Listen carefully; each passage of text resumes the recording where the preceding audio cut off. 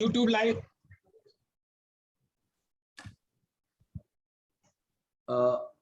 First of all, I, Ashwini Jindal, on behalf of Voice of CA, GST Bar and CA Association, welcome you all. सबसे पहले जो आज के हमारे GST गुरु अशोक बत्रा जी का मैं वॉइस ऑफ सीए की तरफ से स्वागत करता हूं कि जिन्होंने बड़े शॉर्टर नोटिस पे जो एक्सेप्ट किया हमारी इनविटेशन को, कि जो हमने लास्ट टाइम एक इनिशिएटिव लिया था, ये एक यूनिक इनिशिएटिव है। पिछली बार भी हमने बड़ी जल्दी में जिस दिन जब प्रोग्राम रखा था तो वो इसी इंटेंशन से रखा था कि हमने सिर्फ क्वेश्चन रिजोल्व करने हैं with the GST Guru and income tax गुरु दोनों के साथ। और उस दिन गिरीशुजा जी भी हमारे साथ ज्वाइन हुए थे। तो उस दिन although the gathering was very good, it was about 180, but हमने उस दिन ये कहा था कि हमें इसमें गैदरिंग मैटर नहीं करती। गैदरिंग चाहे 10 बंदों की हो चाहे 1000 की हो, लेकिन हम ये सेशन महीने में 2 दिन जरूर रखा करेंगे, एक जीएसटी के ऊपर और सेकंड इनकम टैक्स के ऊपर, ताकि जितनी भी हमारी क्वेरीज हैं वो हम रिजोल्व कर पाए। क्योंकि आज की डेट में क्या होता है कि आपके सेमिनार तो इतने हैं, इतने ज्यादा यूट्यूब पे पड़े हैं और इतने ज्यादा लाइव हो रहे हैं कि आप हर टॉपिक पे सेमिनार ढूंढ सकते हो, लेकिन जो पर्सनल क्वेरी है वो किसी भी सेमिनार में जल्दी जल्दी रिजोल्व नहीं हो पाती। हालांकि अशोक बत्रा जी ने एक हमें और चीज बताई थी, वो मैं अपने मैसेज में डालना भूल गया ड्यू टू शॉर्टर नोटिस देने के कारण मीटिंग का। वो कहा था कि आप एडवांस में क्वेरी मंगा लो। अगर एडवांस में क्वेरी आ जाती तो वो बेटर वे से रिजोल्व कर पाते हम। इस बार वो मिस हो गया। Next time when we will plan, we will request all the participants की आप ईमेल आईडी पे या व्हाट्सएप नंबर पे आप वो जो क्वेरी है वो मेरे को एडवांस में भेज दो, ताकि मैं बत्रा जी को भेज सकूं और वो उसको प्रॉपर्ली डिलीवरेट कर सके। अशोक बत्रा जी का मैं स्वागत करता हूं। देन सिद्धांत पाठक जी, सिद्धांत पाठक जी भी अशोक बत्रा जी के साथ अटैच्ड हैं, अशोक बत्रा जी के ऑफिस में है। ही इज आल्सो ब्रिलियंट गाय। तो अशोक बत्रा जी ने ही मेरे को सजेस्ट किया कि मीटिंग में I will take the legal part and Siddhant ji will take the procedural part. और आज हमारे साथ विनम्र गुप्ता जी भी जुड़े हैं। विनम्र गुप्ता जी भी हमारे not only GST income tax के भी ये एक्सपर्ट हैं, वेरी लर्नर्ड पर्सन। ये भी दोनों बोथ ऑफ द एक्ट्स में, ये हालांकि जीएसटी में भी इन्होंने बहुत काम किया है इनडायरेक्ट टैक्स कमेटी में। इसके अलावा मनु शर्मा जी हैं। और जैसे मैंने आज अनाउंस किया था कि जितने भी अटेंडीज होंगे हम उनको पैनलिस्ट बनाते जाएंगे, ताकि आप अपना क्वेश्चन अनम्यूट होके पूछ सकें।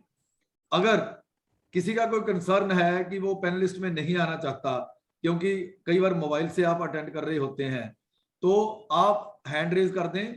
जहां क्वेश्चन आंसर बॉक्स में अपना क्वेश्चन डालें, काइंडली चैट बॉक्स में ना डालें, चैट बॉक्स वाले हम नहीं देख पाएंगे। क्वेश्चन आंसर सेशन में अपना क्वेश्चन डालें तो हम वहां से टेकअप कर लेंगे। जहां आप हैंड रेज कर दें हम आपको अनम्यूट भी कर देंगे और आप अपना क्वेश्चन रूबरू भी होके पूछ सकते हैं।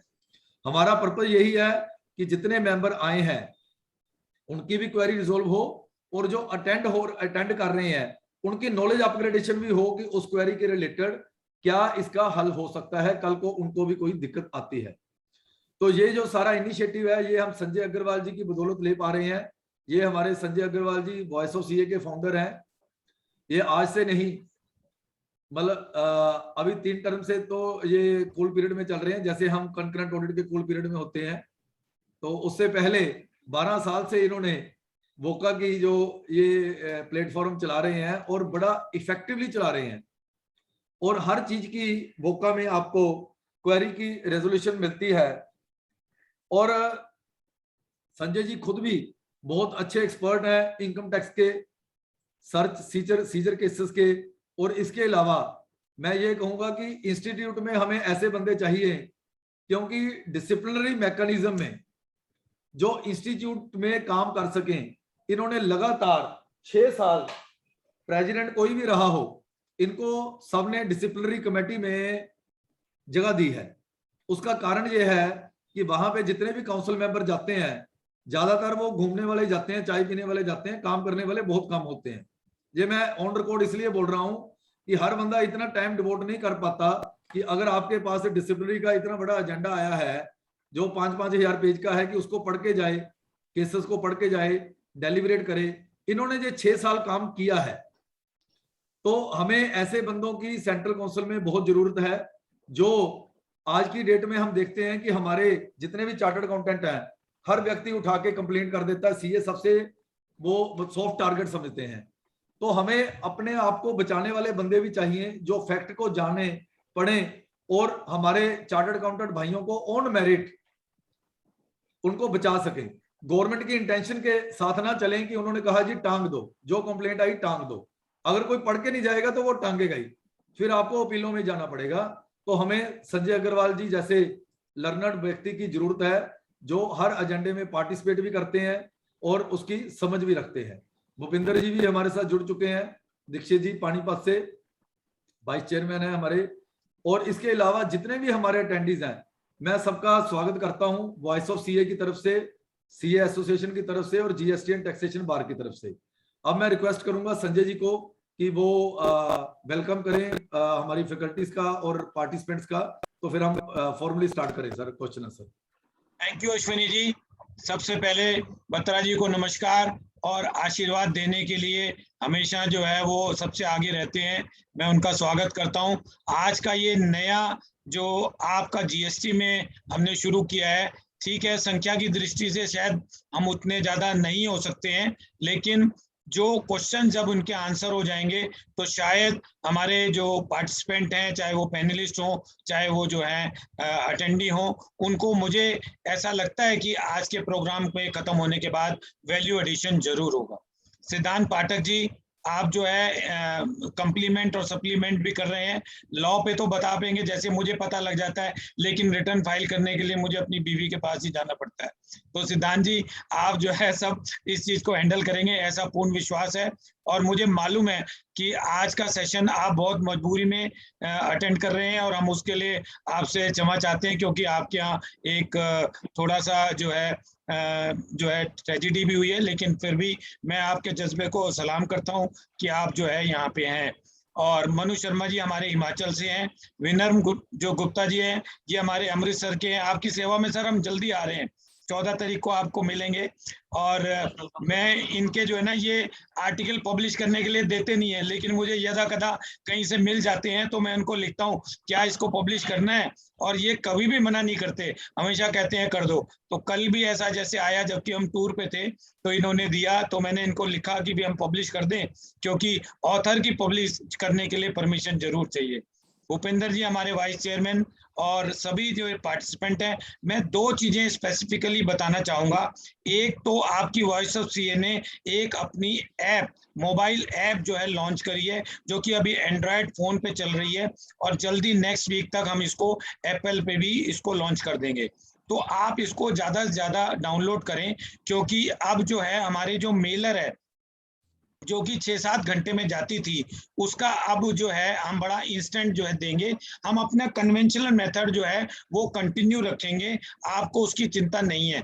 लेकिन जो लोग इंस्टेंट, जैसे प्रोग्राम अभी हुआ 15 मिनट लेट हो रहा है, आधा घंटा लेट हो रहा है, या थोड़ा 15 मिनट जल्दी कर देते हैं, अश्विनी जी हमारे पता नहीं लगता है, ये जो है बस देखते हैं कि जहां जो है वो मेजॉरिटी हो वहीं चल पड़ते हैं, तो कभी 15 मिनट जल्दी शुरू कर देते हैं। तो वो हम आपको सब ऐप के द्वारा इन्फॉर्म करेंगे। हमारे जितने भी अपडेट्स हैं, 2009 से आपकी वॉइस ऑफ सीए चल रही है, वो सारे हम उसमें डाल रहे हैं। अभी हमने 2012 तक के डाले हैं, और हमारा जो सर्विस प्रोवाइडर है वो धीरे धीरे इसको अपडेट कर रहा है।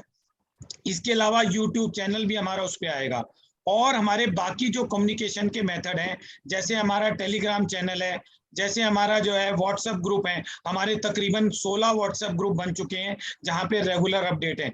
अश्विनी जी के जो बाकी हैं, या आप लोग जो है उसके जो फॉरवर्ड करते हैं अपने लोकल ग्रुपों में, वो बात अलग है, वो सारे अलग है। तो व्हाट्सएप ग्रुप पे भी आप लोग ज्वाइन कर सकते हैं। आगे आने वाले में अभी हमारे 15 तक कोई इमीडिएट नहीं कोई प्लान है। 15 के बाद हमारा थिंक टैंक, 15 के बाद हमारी नेटवर्किंग वाली जो हमने एक वेबिनार करी, उसके ऊपर हमारे बहुत सारे लोगों के जो आ गए हैं, टोटल 60 के करीब लोगों ने इंटरेस्ट दिया है। अभी बाकी और हम उसको पॉपुलराइज कर रहे हैं जगह जगह जाके, ताकि एक बड़ा नेटवर्क, 100 फर्मों का एक नेटवर्क हम बना सकें, और उसको अलायंस के रूप में हम लॉन्च करें।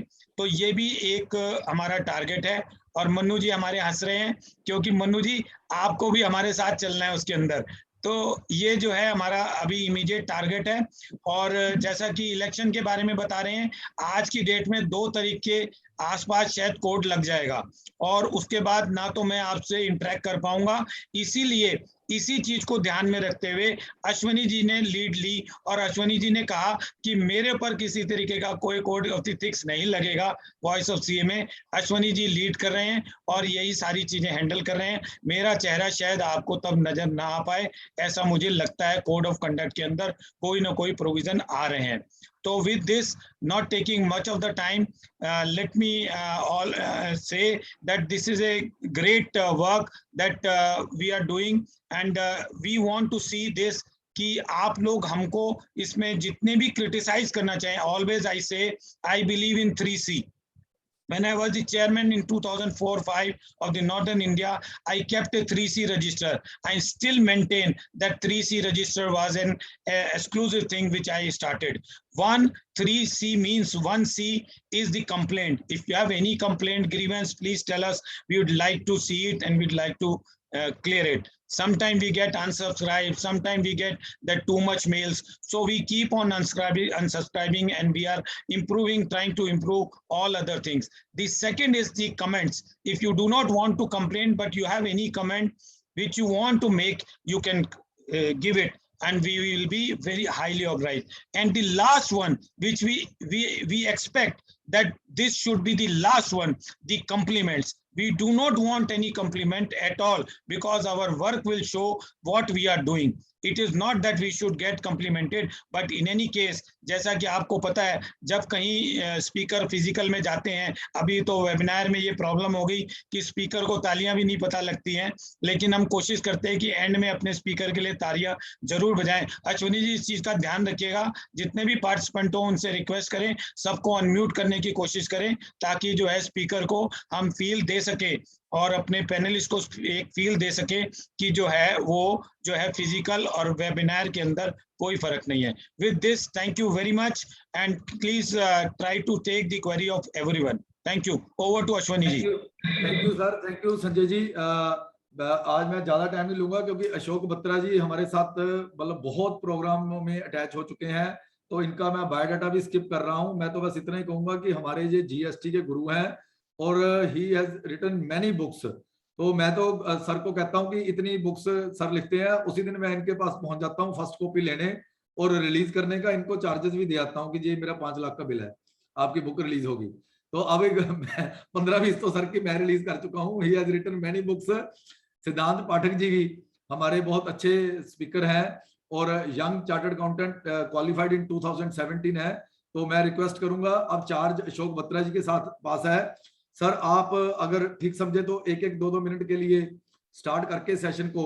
तो सबसे पहली क्वेरी एक आई हुई थी, अभी हैंड रेज था, उनका हैंड डाउन हो गया, तो आप हैंड रेज करते जाएं तो मैं आपको अनम्यूट करता जाऊंगा जी एक एक करके। Over to Batra ji sir.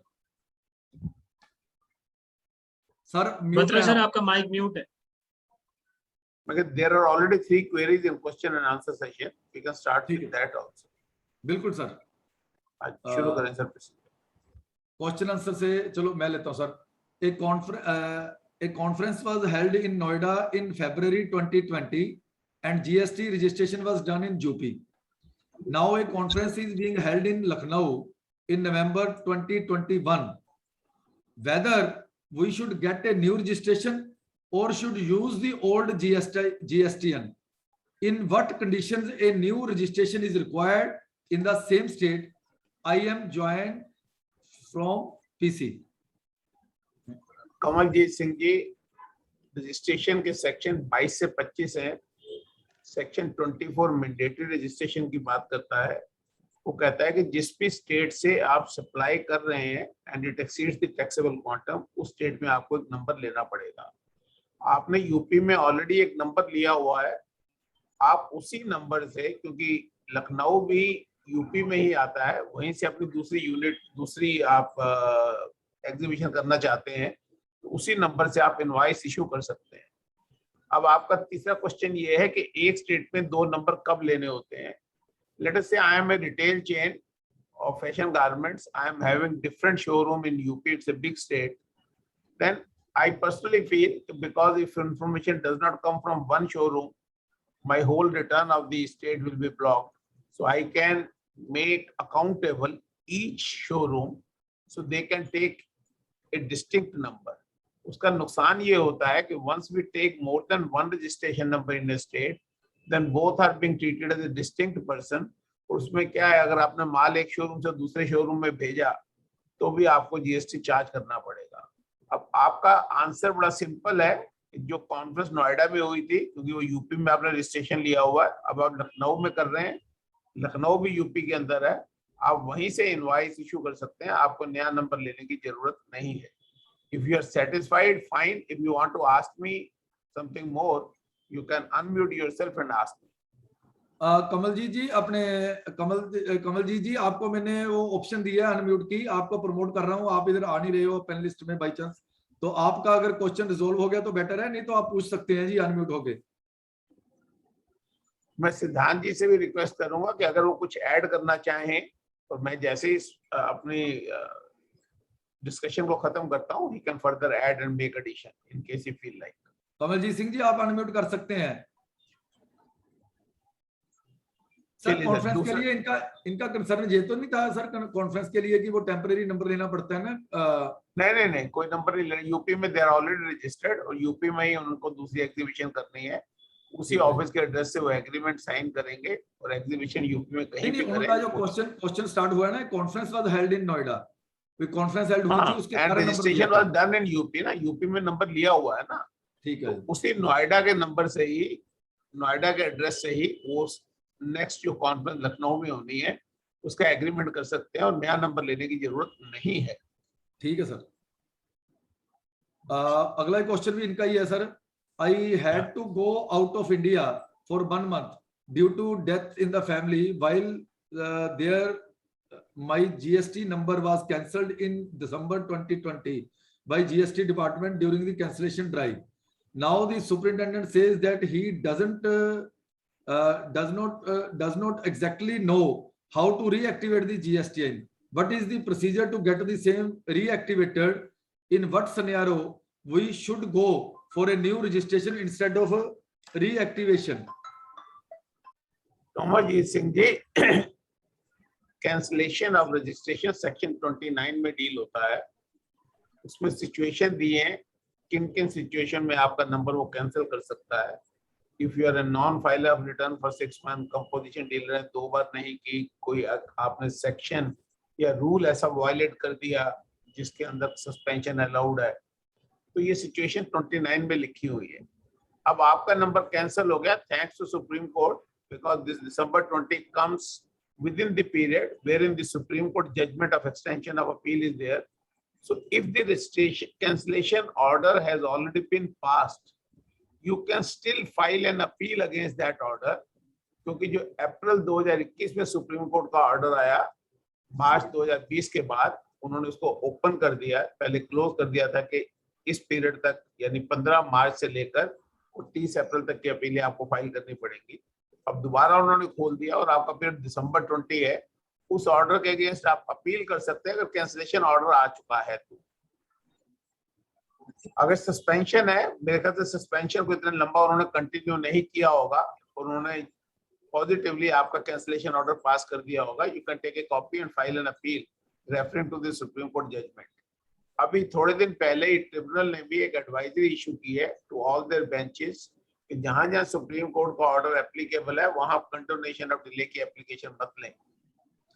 मैं फिर भी ये कहना चाहूंगा क्योंकि आपकी लायबिलिटी बनेगी और जब आप माल खरीदेंगे उसका क्रेडिट नहीं मिलेगा अनरजिस्टर्ड पीरियड में, तो एक प्रैक्टिकल सोल्यूशन ये भी होता है। फॉर एग्जांपल मेरा नाम है Sethi tailors, so I can have Sethi tailors another firm with a different constitution and do my all business there and let me resolve this dispute which has already been there in Sethi Tailor earlier one. So that is another practical solution which I am telling. इसके बाद open question में है विनोद शर्मा जी का question है, is supply of online education journals and periodicals is an exempt service? बिल्कुल नहीं है। Online information database access and retrieval services definition में जाएंगे तो वहां e publication, e books has already been made taxable. Exemption जो है वो नोटिफिकेशन नंबर 2/2017 में है, जहां टेक्स्ट बुक को एग्जम्पशन दी गई है जो फिजिकल फॉर्म में है। तो यहाँ आपको एग्जम्पशन नहीं है, you have to pay the GST. Sir, one point I would like to add here: if the ebook, if the printed version of the ebook is available in the market, then ebook is taxable at 5%. Otherwise, if printed version is not available, then it is taxable at 18%. That is it. इसीलिए मैंने सिद्धांत को rate नहीं कहा था, because इनके facts में वो लिखा नहीं हुआ। अच्छा कि आपने क्लैरिफाई कर दिया है। एंड मोस्टली जितने भी ई बुक्स आती हैं उनका फिजिकल वर्जन नॉर्मली अवेलेबल होता है। And this issue we have already discussed in detail with in our office, because there is a reputed publisher Arya book depot, उनकी काफी बुक्स के साथ किंडल का अरेंजमेंट हुआ था। So we have already formalised the opinion and there is no doubt about that. Whatever I have answered, that is the correct position of law. उसके बाद है जी विनोद शर्मा जी का सेकंड क्वेश्चन है, I am registered under composition service provider charging 6% GST. Is supply of online classes through online platform allowed as no TCS deducted by online platform? Vinod ji, पहले तो आप इस बात को समझ लें कि आपने 6% कंपोजिशन डीलर लिया हुआ है। टीसीएस की जो रिस्पॉन्सिबिलिटी है वो डिडक्टर की है। He has to comply with the law. In case he failed to do so, he is the one who is responsible for the consequences. और ये जो supply of online classes हैं, as I told you, it is certainly liable to be taxed. तो आप उस पे 6% tax देंगे, but the moment you come out of the composition scheme, then they will be taxable at the normal rate at which they are subject to tax. इसमें sir एक बात और ध्यान देने वाली है, that customer, because in composition scheme we cannot make interstate supply. तो जो customer है, he should not be located outside my state. Services की बात है सिद्धांत, सर्विस में भी सेम कंडीशन है सर, इंटरस्टेट नहीं कर सकते आप। interstate services में allowed है सिद्धांत जी। As a chartered accountant, I can also provide interstate supply of services. हाँ, yes, you cannot opt for the composition. हाँ, composition में नहीं कर सकते। Composition, that's right. Composition में नहीं ना allowed होगी सर। Composition वो registration में up to 20 लाख रुपीस की exemption है। हाँ, हाँ जी, that is right. Thank you. Next question है जी गौरव मित्तल जी का, if other state department issued a letter to our state department about non-existence of supplier and non-payment of tax by supplier state, and our AO made our assessment by applying section 16(2)(c), we have all evidence, even suppliers filed all the returns. Now my doubt is, can letter received by the state department is conclusive proof, as they even not provided cross examination? Any judgment to prove that it is not a conclusive proof, as the matter was in appeal? देखिए 16(2)(c) कहता है कि your credit will not be permissible if the tax has not been paid by the supplier. That is the law which is being written. Similar kind of proposition was there in DVAT also. But in the case of Arise India, Delhi High Court, in a very detailed judgment, said you cannot put all the buyers or suppliers in one basket. General principle is buyer cannot be penalized for the fault committed by the seller. But in any case, looking to your language also, which is parameter to GST law, you have to define buyers in two categories. One, who is under the bona fide belief and made the purchases, having all the documentary evidence in his possession, including invoice, e-way bill, proof of payment, and once it is being proved that supplier, that recipient has made the payment of tax bona fidely and supplier has failed to deposit, you cannot deny credit of that genuine buyer. Second category they stated, where the buyer and seller both collide with each other to defraud the revenue. In such situation, the department is at liberty and deny the credit which is being claimed by the recipient. Arise India, which was passed by Delhi High Court, the department went in SLP against that judgment, and that SLP was dismissed. But unfortunately, that dismissal was not by way of a detailed order, but that dismissal was in a summarily manner. अगर वो detailed order में वो dismiss होती appeal तो हमारी problem resolve हो जाती, because the order passed by the Supreme court becomes law of the land by virtue of article 141 of the constitution. उसके बाद एक क्वेस्ट इंडिया मर्केंटाइजिंग की भी जजमेंट है. उसके बाद एक जजमेंट जीएसटी में भी आई है, उसको मुझे साइटेशन नहीं पता है, अगर आप मुझे व्हाट्सएप पर डाल देंगे तो मैं आपको दे दूंगा. तो ये 3-4 केस लॉ लिख के आप अपने अपील में आर्गुमेंट दे सकते हैं कि we are a genuine bona fide buyer, our credit can not be denied for the fault committed by the seller, and for that matter there are already number of judgments under pre-GST era, including Chunilal Prasadilal of the Honorable Supreme Court. You initially mentioned that. Then you say that you cannot expect an impossible to be done by the recipient. How can I control my supplier should pay the tax? And third, and there are judgments to this effect also, which clearly says the department cannot expect an assessor to do an impossible task. That can be your second defense. Third defense can be you are a genuine bona fide buyer wherein the payment has been made through banking channel, material has been received, there is a proper e-way bill, and you have consumed that material in making your output supply on which the tax has already been discharged.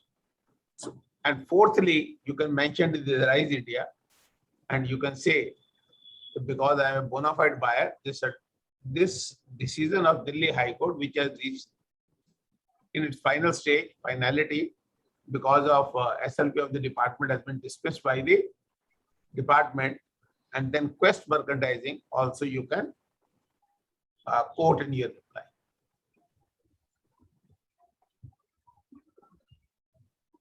के बाद ना आशीष कुमार जी, आपका hand raise था, आपको unmute किया है, आप अपना क्वेश्चन पूछिए. आशीष कुमार जी, आशीष कुमार जी, आशीष कुमार जी, आपका हैंड रेज था जी. चलो, मेरे ख्याल में सर आशीष कुमार जी नहीं सुन पा रहे. उसके बाद राकेश जैन जी का क्वेश्चन है सर, क्वेश्चन आंसर में, what is DGARM and how it works? Can superintendent has power to raise query under DGARM alert? Rakesh ji, ये तो मुझे भी नहीं पता DGARM क्या है. मेरे को तो DGGI पता है, which is department of GST investigation. उसको कई बार DGGI कह देते हैं, कई बार उसको DGSTI कह देते हैं. ये इन्वेस्टिगेशन भी है. जी राकेश जी, आप बताइए क्या आपकी एग्जैक्ट टर्म है? DGARM is directorate general of assessment and risk management. एक नया डिपार्टमेंट है जो 2019 में लाया गया, particularly exporters with payment of tax, जो गुड्स एक्सपोर्ट कर रहे थे जिनका ITC वेरीफाई नहीं हो पाता था और वो अपना टैक्स पे करके उसका रिफंड लेते थे, तो उनको EDI सिस्टम जो कस्टम्स में है वो एक्सपोर्टर वेरिफिकेशन के लिए मार्क करता था और उसकी जो भी सुपरविजन है वो DGARM करता है. ये अभी तक जो देखा गया है ये मेजर टास्क है जो वो कर रहे हैं. इसके अलावा जिस तरीके से कस्टम्स में DRI काम करता है उसी तरीके से GST में DGARM is also taking up the tasks. सिद्धांत, देखने वाला इशू ये नहीं है. देखने वाला इशू ये है कि if it is a part of the range, looking to the fact that there are certain exporters who are playing mischief with the department, you have created a division. Is it a part of DGGI? Because the jurisdiction will commence only when you identify if this division is a part of your range only, then they have jurisdiction only with regard to the clients which comes under their jurisdiction. I am 100% confident if this is not a part of DGGI which has got pan India jurisdiction. तो pan India jurisdiction नहीं होती है इनकी, ये उन्होंने एक wing बना दिया, looking to the fact number of scams were coming in pan India, but most likely I have seen in Delhi and Mumbai there are a lot more exporters who have been making wrong exports and claiming duty drawback and IGST refund also. So this is one arm of that division. So superintendent is part of the machinery who can do the investigation. If the letter is coming from the superintendent, I think he is equally competent to ask you, provided you come within the jurisdiction of that range.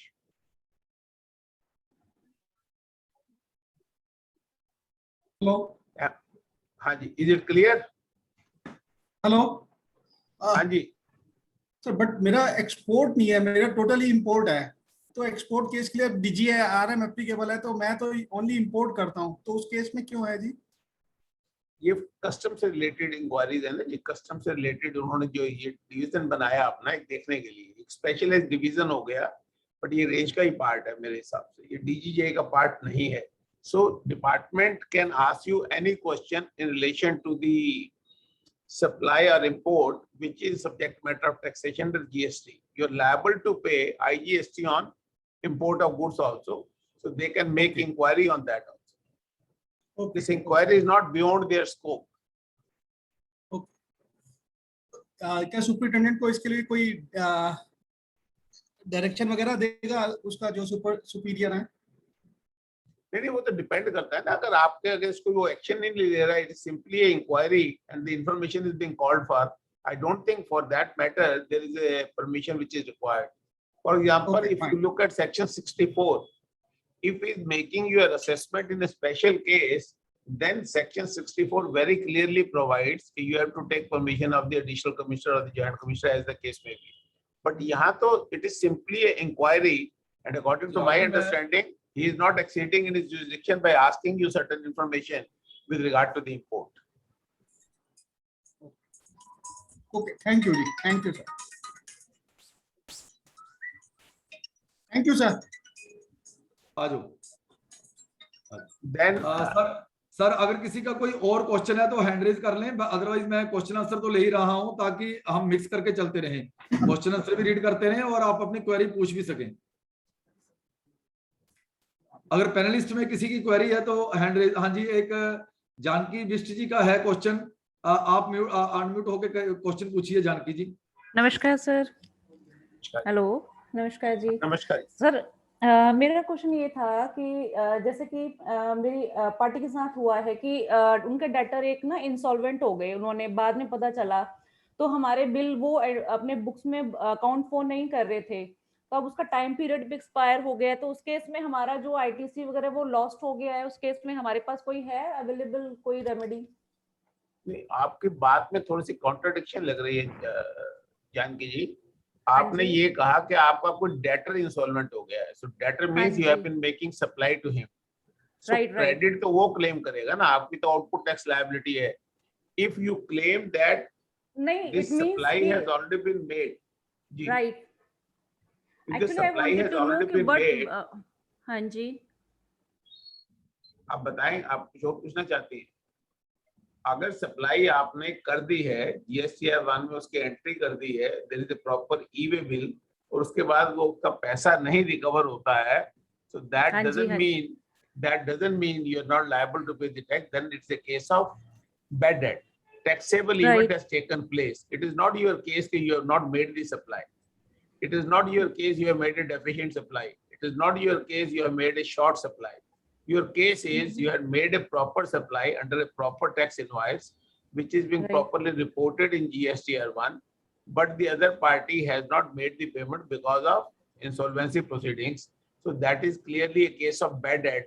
Here your GST liability cannot be reduced. You are liable to pay, because if you look at the whole scheme of indirect tax, not only GST, even the earlier law, for the law, it is the supplier who is liable to pay the tax. Of course, the incidence of tax has to be borne by the recipient. मैंने आपको cell की 100 रुपए की 18 रुपए GST लगाया, तो यार आपने मुझे 118 रुपए दिए, 18 रुपए आपने बियर जरूर किए, लेकिन क्वा द लॉ मैं आपके पास नहीं आ सकता रिकवरी के लिए, मैं सप्लायर के पास ही जाता हूँ।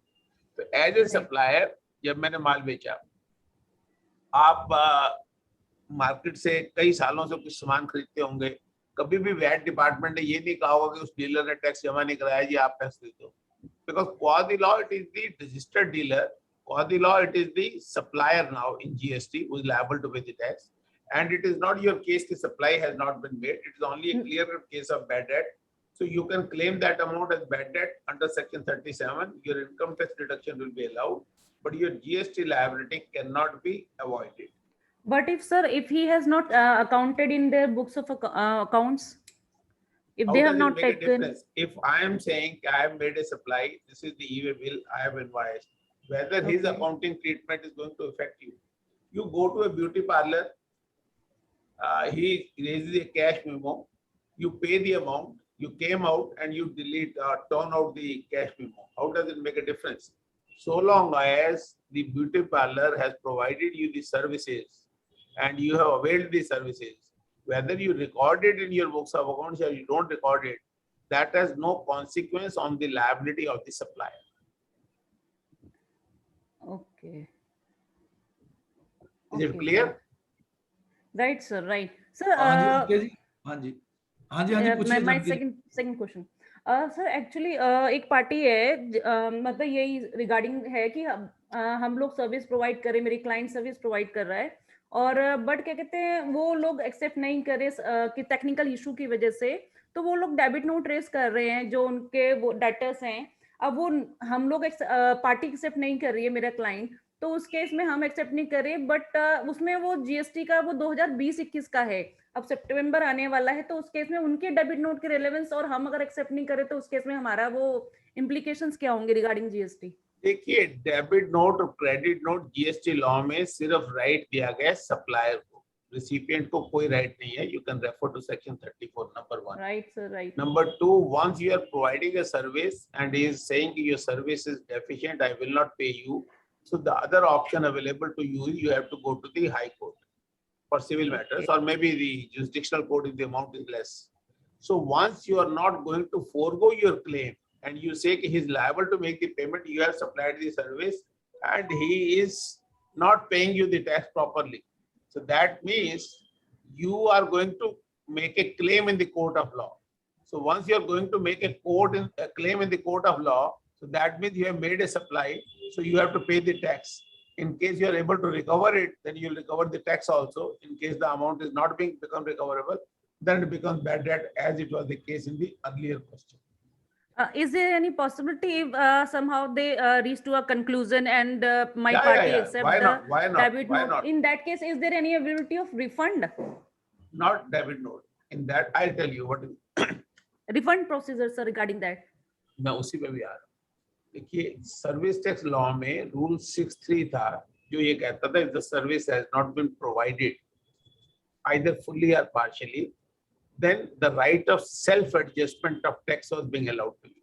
यहाँ वो उन्होंने नहीं दिया है, और यहाँ ये कहा है 34 में, अगर मान लीजिए आपने 100 रुपए की सर्विस प्रोवाइड की थी, वो कहता है नहीं इसकी क्वालिटी गंदी थी या टाइम पे नहीं मिली या इसकी यूटिलिटी खत्म हो गई थी, और आप लोग एग्री करते हैं 60 रुपीज पे, then you can certainly issue a credit note of 40 rupees plus GST in his favor.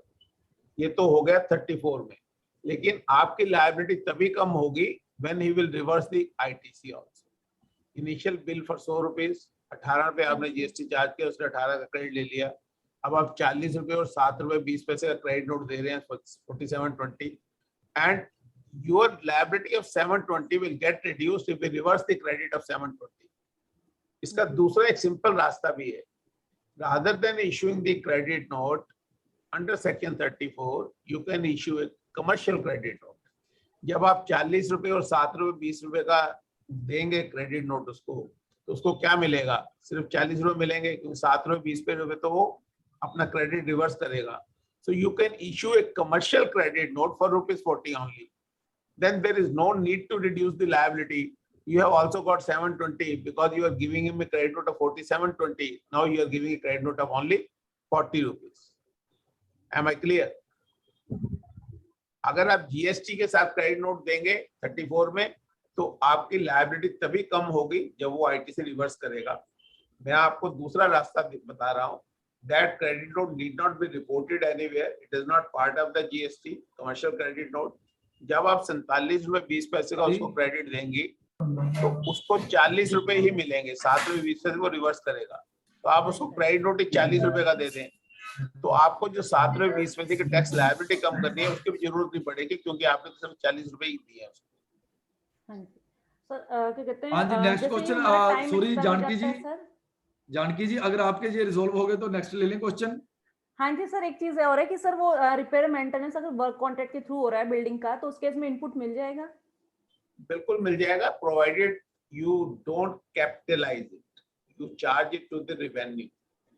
Okay, allowed repair of 17(5)(c) में जो ब्लॉकेज है that is only to the extent repair maintenance being capitalised in the books.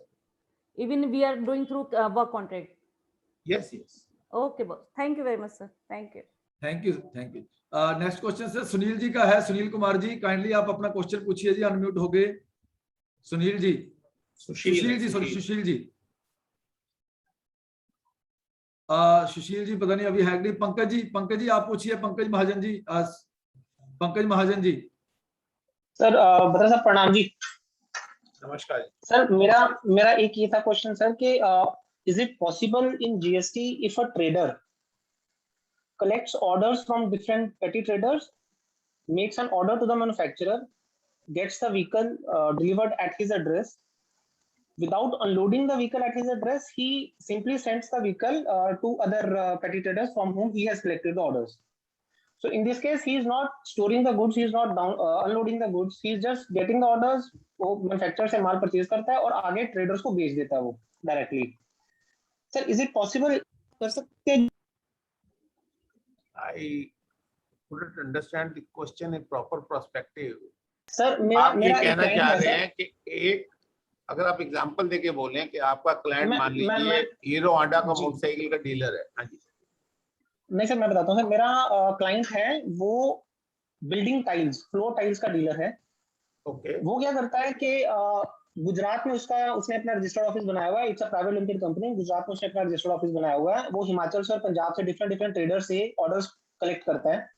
जब उसका एक गाड़ी का order हो गया कलेक्ट, तो वो वहां मैन्युफैक्चरर से माल बनवाता है अपने नाम पे, अपना बिलिंग, अपना ब्रांड लगा के, और वो गाड़ी उसके पास आ जाती है गुजरात से ही, गुजरात के एड्रेस पे आ जाती है, और वो फिर वो गाड़ी आगे यहाँ पंजाब या हिमाचल में भेज देता है टू डिफरेंट डीलर्स। इसमें सर कोई इशू नहीं ना, बिल्ड टू शिफ्ट हो गया ना। इसमें कोई सिचुएशन है, एक एक करके चले। पहली सिचुएशन ये है कि मैं खुद मैन्युफैक्चर कर रहा हूँ tile and I am supplying it to various other state, उसमें तो कोई प्रॉब्लम ही नहीं है। I will raise the invoice and the material will move. Second material ये है कि मेरी फैक्ट्री ओवर कैपेसिटी है या मेरे पास उस टाइल को मैन्युफैक्चर करने का रिसोर्सेज नहीं है। आई engage another dealer in Gujarat to supply the goods. Now there are two supplies involved in it. One, as a tile manufacturer, I am getting the tile from the other manufacturer within the same state. He will certainly raise the invoice in my name, charge CGST, SGST of the Gujarat, and then I will raise an invoice. Material need not come physically to me. I can have bill to ship to model also. I can ask him, you can bill it to me and ship it to Himachal. Even that movement of goods within the Gujarat can be optimized economically. उसको माल लाने की जरूरत नहीं है। For example, that dealer may be in Ahmedabad, you are in Surat. Material should not come from Ahmedabad to Surat. Material can go directly from Ahmedabad to Himachal Pradesh. He can bill it to you. अब ये question आता है कि आपका margin निकल जाएगा, business secrets हो जाए, लीक हो जाएंगे, तो उसमें भी सरकार ने आपको दो ऑप्शन दिए हैं बिल टू शिफ्ट में भी। Either the e-way bill can be generated by the original manufacturer, physical manufacturer rather I should say, or it can be raised by the trader manufacturer. तो आप उसको देख के उस हिसाब से अपने डॉक्यूमेंट बना सकते हैं, ई-वे बिल जनरेट कर सकते हैं। मटेरियल का फिजिकली अहमदाबाद से गुजरात आने की कोई जरूरत नहीं है। Right sir. सर इसी केस में क्या हुआ कि लाइक जो मेरा ट्रेडर था उसका नंबर रिलीज हुआ, जीएसटी रजिस्ट्रेशन आई उसकी अगस्त 2020 में। उसने 3-4 महीने आफ्टर कोविड काम किया proper. One fine day he gets a notice कि हमने फिजिकल वेरिफिकेशन करी थी और आपने जो एड्रेस दिया हुआ है उस एड्रेस पे आपका ऑफिस तो है लेकिन वो लॉक था, वहां पे कोई बंदा नहीं मिला हमने, तो हमने आपका रजिस्ट्रेशन कैंसिल कर दिया from the date of registration itself. मतलब उसने 5 महीने अपील में जाना पड़ेगा। ultimately once you're working there Right, sir. practically and you are having doing your जी business, जी it is not very difficult on a particular day because of heavy rain, because you are a proprietor. On that day, pandemic, there may be some restrictions also opening the shop. Right, Or on sir. that particular day, you have not opened the office, doesn't make any difference. You will certainly win the appeal, file an appeal against that restriction. Right sir. Sir एक और छोटा सा question था sir, अगर refund reject हो गया तो cash amount जो है, जो ओरिजिनली डेबिट हुआ था मेरे कैश लेजर से, वो क्रेडिट हो जाना चाहिए मेरे कैश लेजर में दोबारा दोबारा बोलिए. सर धीरे मैंने धीरे एक बोलिए. रिफंड अप्लाई किया सर, मैंने हाँ जी. एक रिफंड अप्लाई किया, कैश लेजर में मेरा एक्सेस बैलेंस था, मैंने रिफंड अप्लाई किया, स्टेट अथॉरिटीज के पास गया, उन्होंने रिफंड रिजेक्ट कर दिया विदाउट असाइनिंग एनी रीजन, वो रिफंड रिजेक्ट हो गया. नाउ आई एम सपोजिंग कि वो अमाउंट मेरे कैश लेजर में वापस आ जाएगा. इन स्पाइट ऑफ 4 और 5 मंथ्स हैविंग बीन पास, वो अमाउंट वापस नहीं आया सर अभी तक. नहीं, वो तो आ जाना चाहिए. Can I- Once your refund application has been rejected, they have to give you credit in the cash ledger and you can use that cash for the discharge of your liabilities. वो तो आप उनको letter लिख sir के in case it doesn't follow कम, करें. What is the remedy sir? Like remedy तो अश्विनी जिंदल है Okay. आपके पास. प्राइम मिनिस्टर ऑफिस में लेटर लिखेंगे, चीफ मिनिस्टर को लिखेंगे, वहाँ के सारे कमिश्नर क्या को क्या लिखेंगे. चाहिए? अरे एड्रेस बात दे क्या देते हैं, सारे चाहिए? एड्रेस. इन्हीं के ज्यूरिसडिक्शन में है जी सारा कुछ ये हो रहा है ना, इन्हीं से बात करता हूँ अलग से. हाँ, इनसे सर बात. बता साहब एक छोटी सी और चीज पूछनी थी मेरे को. जीएसटी लॉ में सर स्टॉक रजिस्टर मैंडेटरी है बनाना as a part of record, is it sir? Am I right sir? जी. तो सर ये जो स्मॉल ट्रेडर्स हैं, पेटी ट्रेडर्स हैं, जिन्होंने रजिस्ट्रेशन ले रखा है, उन सबके लिए स्टॉक रजिस्टर मतलब otherwise as per law it's mandatory? देखिए, कंपोजिशन डीलर में है तो normally they don't insist for the stock register because you are Okay. liable to pay tax on the gross value. Once you are a regular dealer, then even Okay. HSN code wise, you are supposed to maintain the record of receipt and disposal of goods.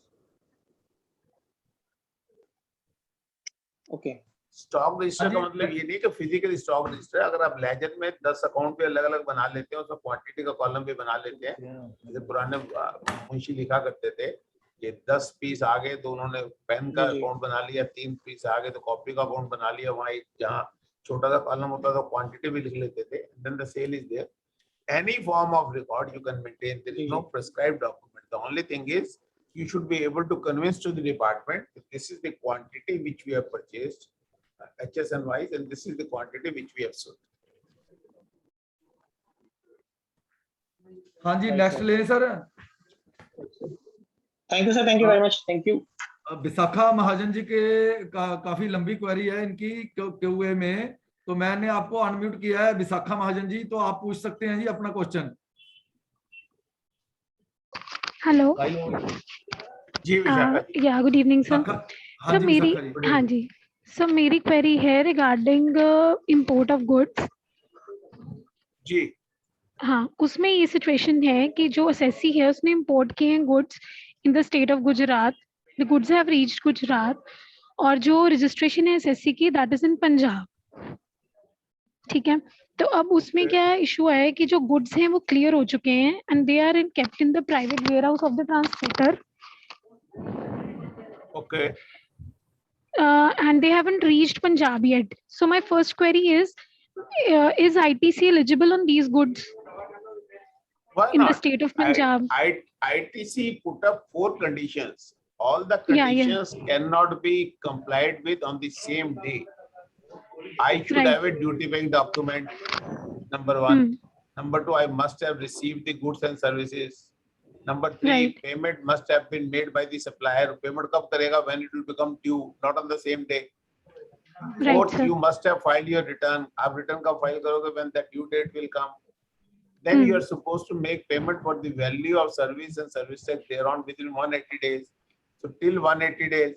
So it is a scheme where the provisional credit is being allowed in the month in which the invoice and the goods are being received. So in my humble opinion, if the material has come on 22nd of March and it is likely to receive in the month of, let us say by 28th of March, it doesn't make any difference. You are going to claim the credit when you're filing your 3B for the month of March only. There may be a situation so- when the material comes on 30th and physically it might be received on 2nd of April. Right. and the document is there. So in that case, better course will be to claim the credit in the month of April itself. Though GSTR, यहाँ GSTR तो होगा नहीं, because it is a case of import. यहाँ bill of entry आपकी home consumption की डली होगी, और वो डली होगी मान लीजिए 28 मार्च की, तो आपको 28 मार्च में क्रेडिट ड्यू हो जाता है, उसमें कोई प्रॉब्लम नहीं है, you can claim it. So even अगर physically reach, even अगर physically factory में reach नहीं हो, we can claim credit. Yes, yes. Okay. Second question was, sir, in this context only, कि as they have kept the goods in Gujarat in a private warehouse, so whether a registration will be required in Gujarat in this case? No, once you are not making a supply from the state of Gujarat, registration is not required. 22 is very clear. If you are making a supply of goods from that state, अगर आपने वही माल वहीं से गुजरात से बॉम्बे, पुणे या अहमदाबाद में वहीं बेच दिया, then certainly you are making a supply, and your aggregate turnover, including your turnover of Punjab, exceeds 40 lakh, then you are liable to seek registration in Gujarat. Otherwise, तो सर जैसे प्लेस ऑफ बिजनेस में जो section 285 में है कि section 2 subsection 85 में है कि प्लेस ऑफ बिजनेस में वेयर हाउस भी इंक्लूडेड होगा, तो ये उसमें कवर नहीं होएगा फिर ये वाला case? but we are not using it for the purpose of supply. If we are using warehouse for the purpose of supply, then that warehouse will be treated as my fixed establishment. There's no doubt about that. So this is clause 85 of section 2. Yes. Yeah. So the SESI can take ITC and there is no issue in that. No. Okay, sir. Thank you, sir. Sir, I have one more query. Can I ask it right now? Organizer in Jashwi Jindal, फिर अगले भी question cover कर सके ना सबके। हाँ जी sir, अभी पूछ सकते हैं ये वाला सेकंड वाला? हाँ जी पूछिए, हाँ जी फटाफट। हाँ जी sir, actually there is a notice from revenue intelligence, तो उसमें they have demanded a differential IGST, जैसे 12% है, जब बिल ऑफ एंट्री के टाइम पे जब पे हुआ था तब सिस्टम ने कैलकुलेट करके दिया था 12% पे, but according to revenue intelligence should be 18%. So now we have checked the relevant notification, तो 6% differential duty तो बनती है and the SESI is also ready to pay, but the query is कि what will be the position of ITC in this case? Whatever tax you will pay, you will get the credit. Okay, so we'll pay through DRC 03 then? Even then you will get it. Okay sir, thank you very much. Thank you. I would like to add a point. ये जो import of goods पे जो differential duty आप पे कर रहे हैं ना, इसमें अगर हम DRC 03 से पे करते हैं, क्योंकि import of goods पे ड्यूटी कलेक्ट होती है, it is collected as a duty of customs, तो बेटर है आप DRC 03 से ना पे करें, because practically we have seen कि customs department उसे एक्सेप्ट नहीं करता है, तो एक customs में मैनुअल चालान होता है जिसके थ्रू आप इसे पे कर सकते हैं अपने बैंक जाकर के अप्रोच करके, आप DRC 03 से मत इसे पे करिए। Then you have to also keep couple of other things also. For example, for the purpose of custom, there may be a different valuation. For the purpose of IGST, there may be different invoice. तो फिर वो सारी चीजें आपको ध्यान से देखनी पड़ेंगी। मैंने तो सिर्फ आपको आंसर दिया, लिमिटेड आंसर दिया जो आपकी क्वेरी थी। Yes sir. Okay. नेक्स्ट जी नवल अरोड़ा जी का है, आपको अनम्यूट किया हुआ है। नवल जी आप पूछिए क्वेश्चन। नवल अरोड़ा जी, नवल अरोड़ा जी ने तो अनिल कुमार जी आप पूछिए जी आपका क्वेश्चन। हेलो। हाँ जी good evening sir. Good evening. Hello. हाँ जी अनिल जी गुड इवनिंग। हाँ गुड इवनिंग सर। ऐसे है सर, मेरा एक क्लाइंट की ना स्वीट शॉप है, तो वो उसको वो कन्फेक्शनरी का भी ट्रेड उसमें आ जाता है, मतलब 50% शॉप के स्वीट की सेल है और 50% कन्फेक्शनरी सेल है। तो सर मैं अब इस स्वीट शॉप को रेस्टोरेंट में कवर करूं, मैं इनपुट क्लेम कर सकता हूं कि नहीं कर सकता हूं? अगर मैं इनपुट नहीं क्लेम करता तो मेरा बहुत सारा इनपुट जो वेस्ट हो जाता है, जो मेरा कन्फेक्शनरी आइटम रहता है, जो उसकी सेल लगभग 50% है। Sir please advise. Anil ji restaurant का एक अपना मीनिंग है, रेस्टोरेंट सर्विसेज तो डिफाइन की गई है, रेस्टोरेंट नहीं बताया गया। रेस्टोरेंट वो है जहां कस्टमाइज खाना बनाते हैं, सर्व करते हैं और बाकी फैसिलिटीज देते हैं। ये मिठाई की दुकान, अगर मैं लोकल भाषा में कहूँ, ये मिठाई की दुकान है, या कन्फेक्शनरी भी है, where you're dealing with 4, 5, 6 items. It doesn't come under VAT. You have to pay the tax which is applicable on sweets and confectionery item, and you have to claim the full ITC. There is no bar. ठीक है sir, मैं दोनों पे claim कर सकता हूँ। हाँ जी, हाँ जी, हाँ जी। और टैक्स भी दोनों पे देना पड़ेगा, 5% का टैक्स। रेस्टोरेंट वाला टैक्स नहीं लगेगा। ठीक है सर। सर। इन एडिशन अभी रिसेंट में एक एडवांस रूलिंग भी है, दो बेसिकली जो उन्होंने व्यू लिया है इसमें वो यही है कि there is a no sit out area और over the counter sweet sale की जाती हैं, so it will not be taxable as restaurant. Specific question applicant का यही था कि whether it will be classifiable as restaurant service और supply of sweets, तो उन्होंने यही कहा है कि it will be treated as sale of sweets. Sir अगर स्वीट शॉप में वो बैठने का बेकरी के केस में सिद्धार्थ, वो जो अथॉरिटी ऑफ एडवांस रूलिंग है बेकरी के केस में है, कुछ करना है मोर हैंड। तो ये रेस्टोरेंट नहीं है दोस्त, जैसे मैंने कहा आपको simple correct, you can pay the tax. मतलब आइटम हम item wise percentage wise input के लिए आउटपुट क्लेम कर सकते हैं। बिल्कुल बिल्कुल ठीक है सर, थैंक यू। सिद्धांत जी ने कंफर्म किया कि अथॉरिटी ऑफ एडवांस रूलिंग का भी यही हाँ जी, हाँ जी, मैं रूलिंग देखी है सर मैंने वो। हाँ जी, हाँ जी, बेकरी की रूलिंग है। यस हाँ जी, हाँ जी, हाँ जी, तभी मैंने कहा ना बेकरी की है। चलिए anyway next. Thank you sir.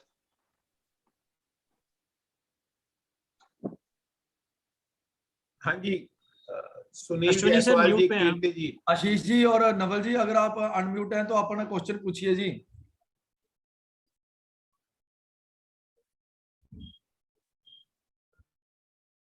दो हैंड रेज हैं अश्विनी जी, सुनील जी का, कीर्ति जी का, और बाकी क्वेश्चन आंसर तो है ही है, जो मर्जी ले लीजिए, जल्दी लीजिए। Hello, good evening sir.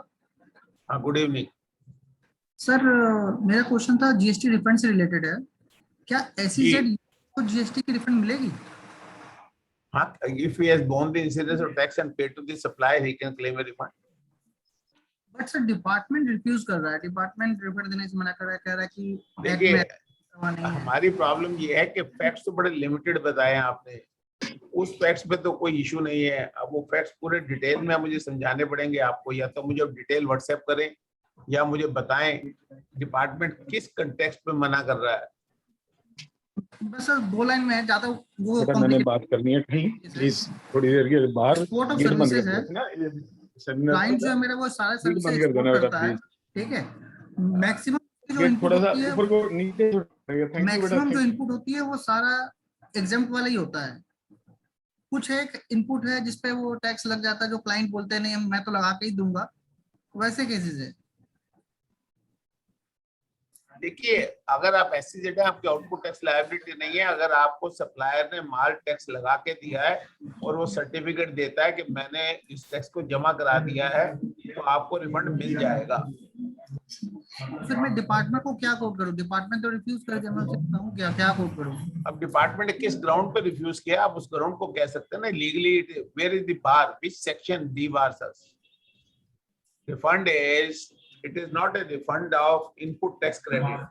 देखिए रिफंड दो तरह के हैं, एक रिफंड होता है इनपुट टैक्स क्रेडिट का, जो सिर्फ दो सिचुएशन में मिलता है। One, where I am an exporter of goods of making a zero rated supply. Secondly, inverted duty structure. बाकी तो कैश पेमेंट का रिफंड है, किसी ने भी कोई टैक्स जमा करा दिया and you are entitled for the refund, उसमें तो कोई मना हो नहीं सकती। वो 54(1) में दोनों फॉल करते हैं, 54(3) में इनपुट टैक्स क्रेडिट का रिफंड फॉल करता है। तो आप बताएं ना, सब डिपार्टमेंट से पूछें under which provision of law I am not entitled, then only we can answer it. Siddharth, if you can throw some light on this. मैं इसमें सर हमारे पास भी ऐसे केसेस हैं हमारे अपने ऑफिस में।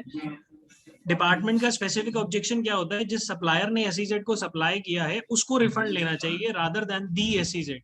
बट आर आर्गुमेंट इज कि when SEZ itself is also exporting, so then it is also entitled for refund of the ITC which has been charged by the supplier. सिद्धांत, उसमें बहुत सारी जजमेंट है, we can quote them. हाँ जी। तो ये कुछ ऐसे cases we are again assuming the things कि जैसे हमारे केस में हुआ इस केस में ऑब्जेक्शन लिया होगा। पहले let us understand why the department is refusing the refund, और उस किस प्रोविजन में मना कर रहे हैं, उस प्रोविजन का अगर बताएंगे तो accordingly we can draft our reply. Right. हाँ जी, नेक्स्ट क्वेश्चन सर आप पूछिए। आपका कीर्ति जी का है या सुनील हाँ जी का सर। है? हेलो। हाँ जी कीर्ति जी। हेलो, हाँ जी सर, गुड इवनिंग सर। हाँ जी गुड इवनिंग। हाँ सर, ये एक्चुअली आईटीसी रॉन्गली अवेल्ड किया है, बट उसको यूटिलाइज नहीं किया और उसको सब्सिक्वेंट मंथ में रिवर्स कर दिया. So is interest is applicable on this? No.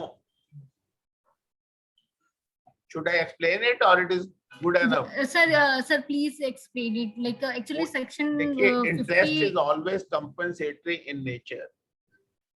The law, there are number of judgments which says reversal of credit means you have never taken. Once that credit is lying in my credit ledger, which is now available to the government also, and there is no loss of liquidity to the government, then interest is not payable. Okay, sir. और sir एक question है, हम GSTR 1 में actually क्या है कि जो credit note था वो रिलेट कर रहा था एग्जाम सप्लाई से. हेलो जी जी जी sir, credit note relates to exempt supply, but in table 9B में शो कर दिया इसको as a zero rated supply. So GSTR 3B में जो ऑटो पॉपुलेटेड हुआ वो इम्पैक्ट ये हुआ कि जो ये टैक्सेबल सप्लाई होती है B2B, ये उसमें से माइनस हो गया और जो एग्जेम्प्ट सप्लाई है वो उतना ही है. तो टैक्स आ रहा है बट टैक्सेबल सप्लाई नहीं आ रही है GSTR 3B में. एक्चुअली ये प्रेजेंटेशन में ये इशू हुआ कि इसे हमें माइनस कर देना चाहिए था एग्जाम सप्लाई में से क्रेडिट नोट को, बट वो हमने आप उसे एनुअल रिटर्न में ठीक कर लें. आप इसे एनुअल रिटर्न में ठीक कर लें, वो आपकी जो गलत रिटर्न फाइल किया आपने वो उसको ओवरराइड कर जाएगा. और अगर सर 3B में अगर हम इसे करेक्ट करें तो कोई इशू होगा?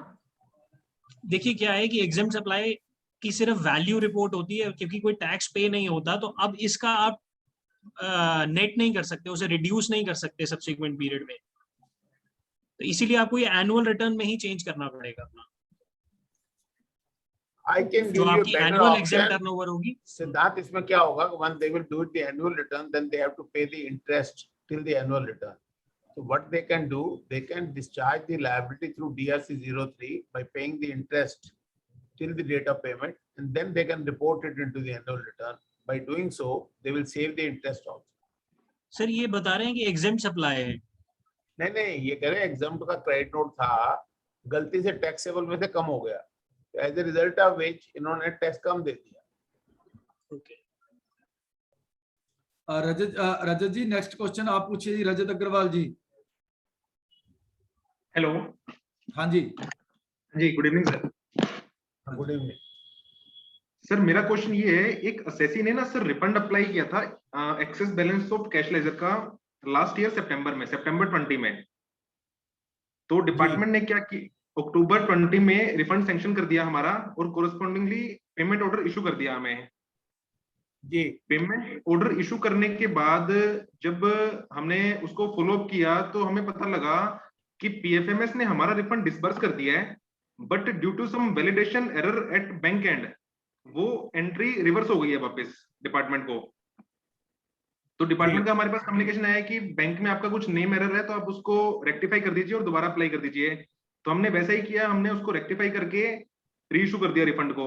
बट सर उसके बाद अभी तक डिपार्टमेंट से कोई कम्युनिकेशन नहीं आया है. वो रिफंड अंडर प्रोसेस ही शो कर रहा है अभी तक.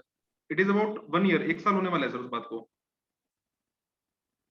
सर रजत जी, इसमें एक तो आपके पास इसमें 2 तरीके हैं आपके पास. एक तो पोर्टल पे online there is a way to file an intimation that payment advice has been issued, refund has been sanctioned, but it has not been credited to my account. तो आप सबसे पहले एक तो ये एप्लीकेशन फाइल करें online अपने portal पर लॉगिन करके.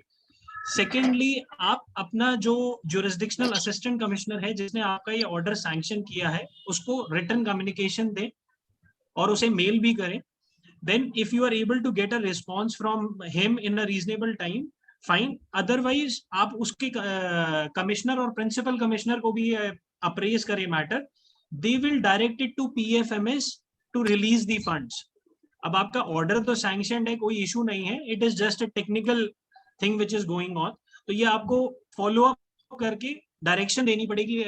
जब डिपार्टमेंट डायरेक्शन देगा PFMS को तभी आपको ये फंड्स मिलेंगे आपके. एक्चुअली क्या है, मैंने पोर्टल के ऊपर जो रिफंड इशूड बट मतलब वो क्रेडिट नहीं हुआ, वो वाला मैंने कंप्लेंट रेज कर दिया पोर्टल पे, बट उसका भी अभी तक कोई जवाब आया नहीं है डिपार्टमेंट से। सर एक और मार्क कर दें अदर्स कैटेगरी में, तो सीपी ग्राम डालिए। हाँ ये भी कर सकते।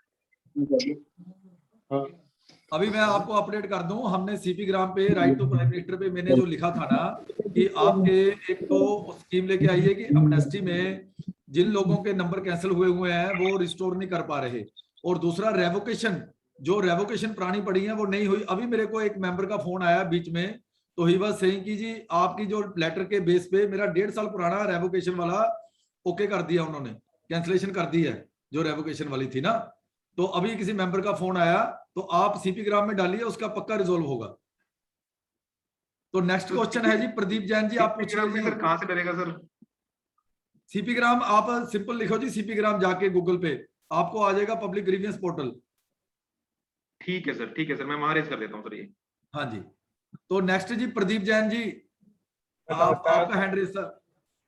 सर नमस्कार। नमस्कार, हाँ जी प्रदीप जी।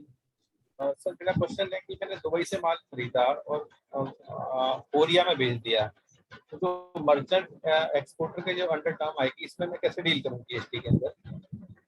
नहीं, ये तो एक्सपोर्ट इंपोर्ट है ही नहीं इंडिया का। It is not subject to GST also. I am taking the delivery from a country which is non taxable territory, supplying the goods to another country which is not taxable territory. In terms of Schedule 3, it is neither a supply of goods nor a supply of service. Sir मैंने बाहर से खरीदा, बाहर ही भेज दिया, तो मेरी books में कितने को जो प्रॉफिट हुआ उसका क्या? बुक्स में प्रॉफिट आएगा, वो टैक्सेबल है, वो इनकम टैक्स का इशू है कि आपकी इनकम यहाँ एक हुई एस्टेब्लिशमेंट था, but so long as GST is concerned there is no export, nothing like that. Export की डेफिनेशन बड़ी क्लियर है, taking a goods manufactured in India to a place outside India. We don't satisfy that. और schedule 3 में आप clearly follow करते हैं, it is neither a supply of goods nor a supply of service. Thank you. Pradeep Sharma ji, next आपका question sir पूछिए जी। प्रदीप शर्मा जी, गौरव मित्तल जी, आप unmute करके question पूछिए जी। Hello sir, good evening. हाँ जी Gaurav ji. Good evening sir. Sir actually appellate authority का जो ऑर्डर पास हुआ है उसके अगेंस्ट अपील में सीधा हाई कोर्ट में जाएं या ट्रिब्यूनल, तो भी जैसे लाइक फॉर्म नहीं हुआ तो क्या करना चाहिए? हाई कोर्ट का ऑलरेडी ऑर्डर है कि इसमें पीरियड जो है वो ऑटोमेटिकली एक्सटेंड हो जाएगा till the date the president occupy the office of the tribunal. तो आप उसको पेंडिंग रखें, उसके अगेंस्ट अपील तो हाई कोर्ट में जा नहीं सकती। हाँ, अगर कोई ऐसा मैटर है विच रिक्वायर अर्जेंट अटेंशन तो आप रिट जुरिसडिक्शन में जा सकते हैं, बट उसका स्कोप बड़ा लिमिटेड है। मुझे नहीं पता आपका इशू क्या है, इसलिए मैं ये नहीं बता पाऊंगा कि आपको 226 रिट में जाना चाहिए नहीं जाना चाहिए, बट डिमांड पे स्टे मिल जाएगा सर? डिमांड पे स्टे मिल जाएगा, फिर ऑटोमेटिक जस्ट स्टे के लिए सेपरेट जाना पड़ेगा? डिमांड तो ऑटोमेटिकली स्टेड है, डिमांड तो ऑटोमेटिकली स्टेड है, ऑटोमेटिकली स्टेड है, ठीक है।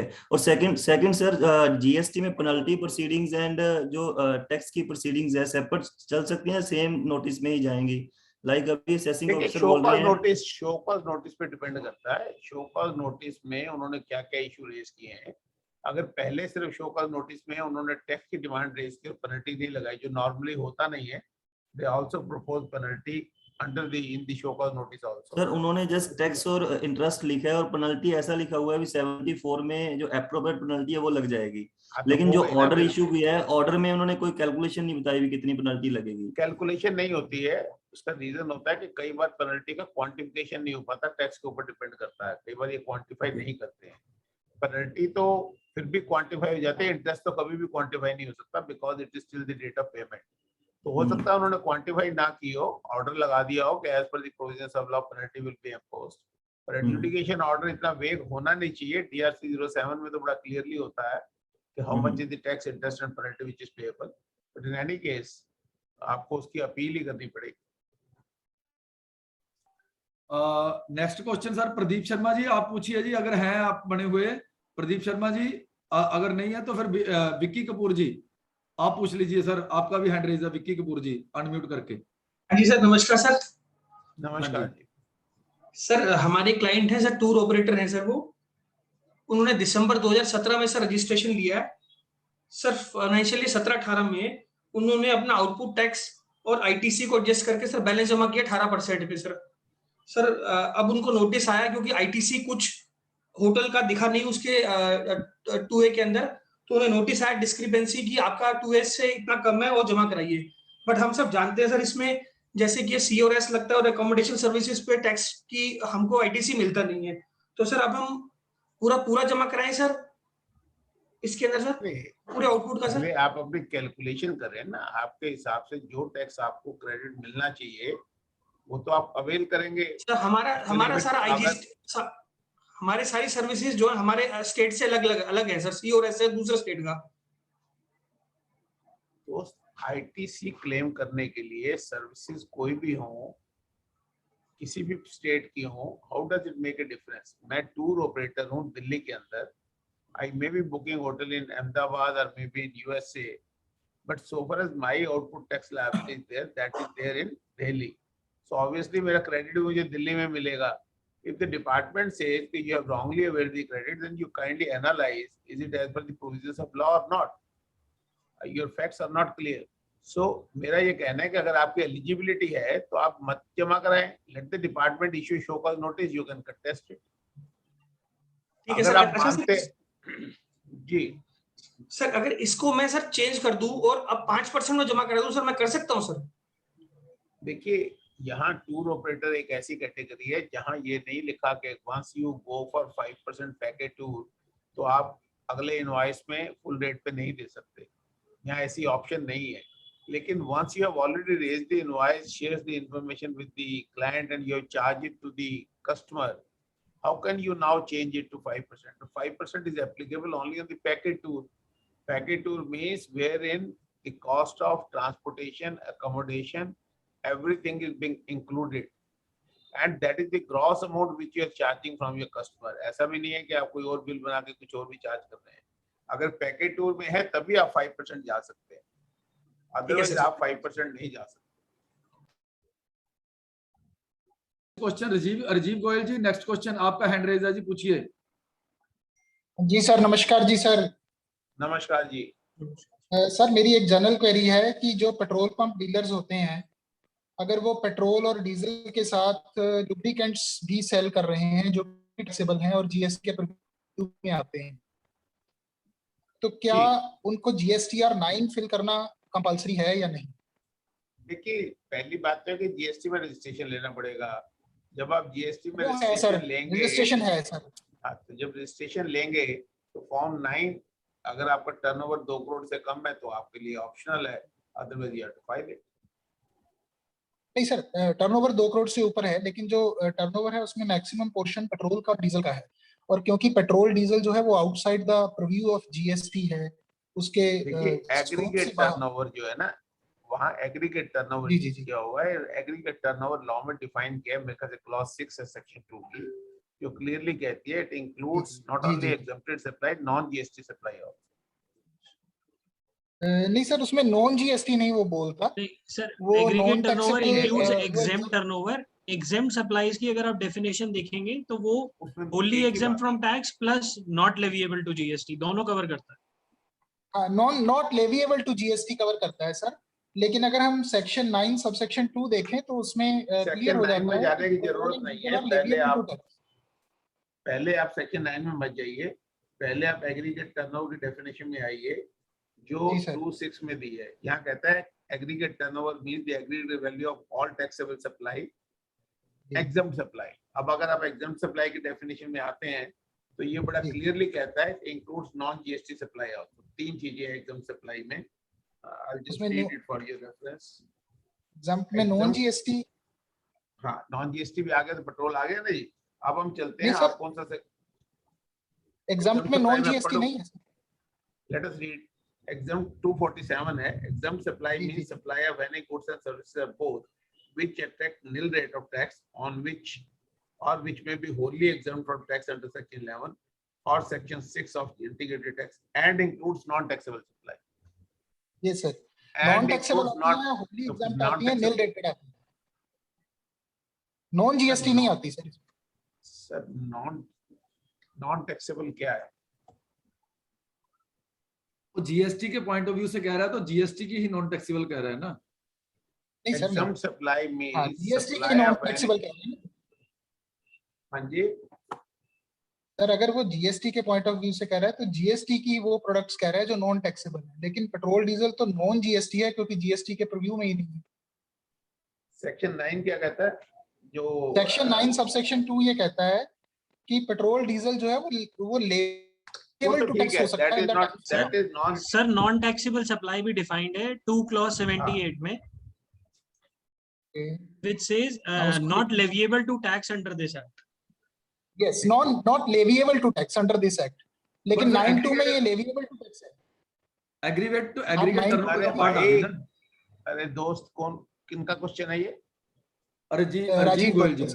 Rajiv ji, non-taxable supply means a supply of goods or services or both which is not leviable to tax under this act. जो इस टैक्स में leviable नहीं है, that means non-GST. अगर non-GST नहीं है तो बाकी सब तो leviable to tax है ही है ना, चाहे वो exempt होगा. That is a different issue altogether. Kindly appreciate. ये कहता है which is not leviable to tax under this act. What is not leviable to tax under this act? Which is non-GST. Otherwise, जो leviable to tax है, that may be exempted, that may be taxable. Is it clear now?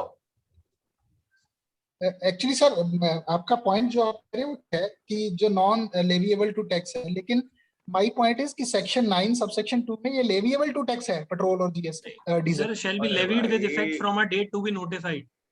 नहीं है leviable। तो leviable हो गया ना जी, leviable is a future word.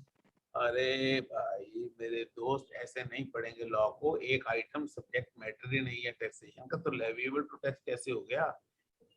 GST में वो लेविएबल टू टैक्स नहीं है, it is non leviable to tax in GST. Petroleum product will come from the date which is notified. As on today it is subject to levy under VAT law. आपकी understanding ठीक हो सकती है, but हमारी understanding के हिसाब से it is included and you are liable to file an. Correct. Next sir फिर क्वेश्चन अगर किसी का और है क्वेश्चन है तो हैंड रेज कर लें, अदरवाइज मैं ना फिर क्वेश्चन आंसर वाले ले लेता हूँ. क्वेश्चन आंसर में एक ज्योति जी एक विक्की कपूर जी का हो चुका है. विक्की जी आपका जल्दी पूछिए क्योंकि बाकी हमने क्वेश्चन कवर करने हैं जी क्वेश्चन आंसर वाले. नमस्कार सर. सर हमारे क्लाइंट हैं, उनका सर CIF एक्सपोर्ट होता है गुड्स के साथ में फ्रेट भी चार्ज करते हैं, तो एज ए कंपोजिट सेल्स में हम 18% चार्ज कर रहे हैं उसके अंदर. अब सर हमने जब रिफंड सर हम लोग विद पेमेंट ऑफ टैक्स करते हैं, जो कस्टम से रिफंड आ रहा है सर हमें सिर्फ गुड्स का आया है, और सर्विसेज के लिए सर हमने RFD 01A फाइल किया है सर. मगर वहां से सर जो ऑफिसर है उनकी ये आ रही है रिजेक्शन, या सर उन्होंने जो क्वेरी रेज करी है ये कहा है कि सर्विसेज आपको इसके अंदर भी कस्टम से ही मिलेगी सर.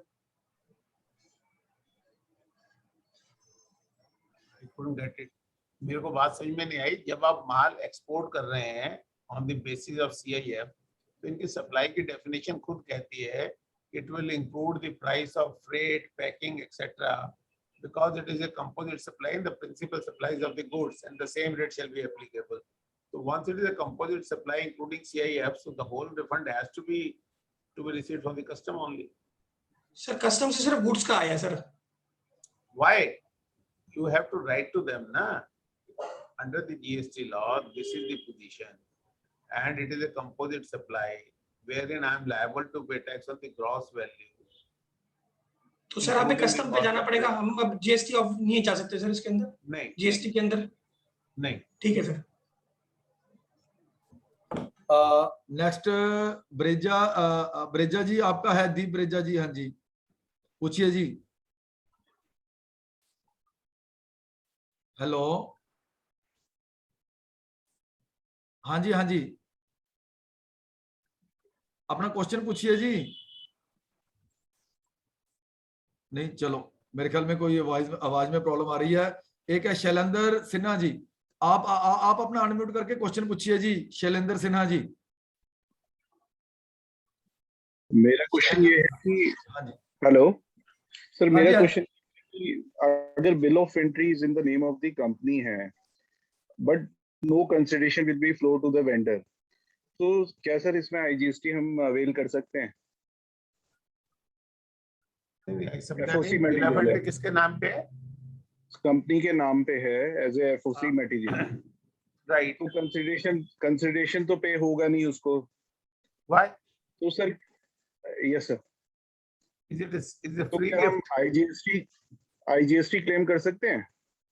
पहले तो ये बताया ना सर, आपने जो माल बाहर से मंगाया, आपका कहना है कि उस पर कस्टम ड्यूटी नोशनल वैल्यू पे लग रही है, but no consideration is payable to the supplier of goods. This is what you want to say. अगर सप्लायर को नहीं देना चाह रहे हैं और वो इंपोर्ट है और वैल्यूएशन रूल के हिसाब से कस्टम में एक वैल्यूएशन निकाली गई, उसके ऊपर आपने कस्टम ड्यूटी दी, अब उसी के ऊपर आप आईजीएसटी दे रहे हैं, certainly you have borne the incidence of tax of IGST, you can claim the credit. But sir consideration का उसमें कहते हैं ना कि कंसिडरेशन पे होना जरूरी है। Once it is not payable, अगर मान लीजिए दो ट्रांजैक्शन है between distinct person of the same PAN, वहां क्या करेंगे? Wherever it is payable, then only you have to pay. ना, once it is not payable, then the question of payment does not arise. They say you have to pay the value of supply and tax thereon. If value of supply is nil and tax is only payable, and I have paid the tax and I have borne the incidence, so I am eligible for the credit. So 16(2) specifically says where he fails to pay. So here there is no failure to pay. It was not at all payable. Okay, right. Thank you. Next जी एक ज्योति जी का question है sir what is the rate of tax on e waste, whether fall under 8548 Ashwini ji rate of tax का कोई question का answer नहीं दूंगा मैं, क्योंकि रेट ऑफ टैक्स बता पाना जब तक प्रोडक्ट की कंपोजिशन नहीं पता हो, उसके यूजेस नहीं पता हो, बड़ा मुश्किल है। और ये जितने भी इश्यूज आएंगे ना, ये बड़े कॉम्प्लिकेट होंगे। There will be very marginal difference. So rate of tax question मैं नहीं लेना चाहूंगा। सिद्धांत, if you can answer, you can answer. I will not answer. ठीक है सर। विनम्र जी आप कुछ ऐड करना चाहेंगे? आप अनम्यूट करिए विनम्र जी, अपने आप को अनम्यूट करें पहले। जो ई वेस्ट है उस पे शायद रेट 5% है। Right sir, right. उसमें सभी तरह के इलेक्ट्रॉनिक वेस्ट इन्होंने इंक्लूड कर दिए सभी चैप्टर्स के। सर वहां पे ना वो एक चीज रेफर करते हैं कि आईटी एक्ट में जो डिफाइंड है, जो कवर्ड है आईटी एक्ट में एज ई वेस्ट, उन्हीं पे ये एप्लीकेबल होगा। टेक्नोलॉजी एक्ट में एक शेड्यूल अपेंड किया सर उन्होंने। उसके अंदर सभी के सभी जो ई वेस्ट जितनी भी इलेक्ट्रॉनिक आइटम्स हैं वो सब मेंशन कर दिए हैं। तो उसमें उन्होंने लिखा है कि जो आईटी एक्ट के अंदर जो शेड्यूल के अंदर जितनी भी आइटम स्पेसिफाइड है वो सब ई वेस्ट के अंदर कवर होंगे। दोनों का डिफरेंस आ गया, क्योंकि वो जब तक फैक्ट्स नहीं क्लियर होंगे बड़ा मुश्किल है। नहीं बिल्कुल ठीक है sir. Rate of tax next है जी शाइना कपूर जी का है question. A person is providing supply of computer operator to municipal corporate council, it falls under pure service और taxable as man power supply? Manpower supply is also pure service. It is a service, no doubt about that. It is supply of manpower. How does it make a difference? Service है और service का ही rate लगेगा, 18% लगेगा। Next question है sir Harvinder Singh ji का। Suppose GTA is a registered person, can he issue bill to registered person without charging GST under reverse charge? Yes, he can. He can just mention a note of this. This tax on this value is payable under reverse charge by the recipient. He can. Sir यहाँ पे एक बात ध्यान रखने वाली होती है कि अगर आप एक बार फॉरवर्ड चार्ज मैकेनिज्म ऑप्ट कर लेते हैं तो फिर आप इनवॉइस रिवर्स चार्ज में इशू नहीं कर सकते। ये स्पेसिफिकली नोटिफिकेशन में कंडीशन है। That is just I wanted to add. Next question है सर कमल गर्ग जी का। there are many trade organizations who hold conferences or technical session and their main income is sponsorship fees only. They have to reverse the ITC as GST is deposited by sponsor. Sponsorship fees being exempt service in the hand of these associations. What are your view on this reversal of ITCs in the hands of trade associations which already have very scarce source of income? देखिए, source of income या sympathetic consideration का law में कोई मतलब नहीं है.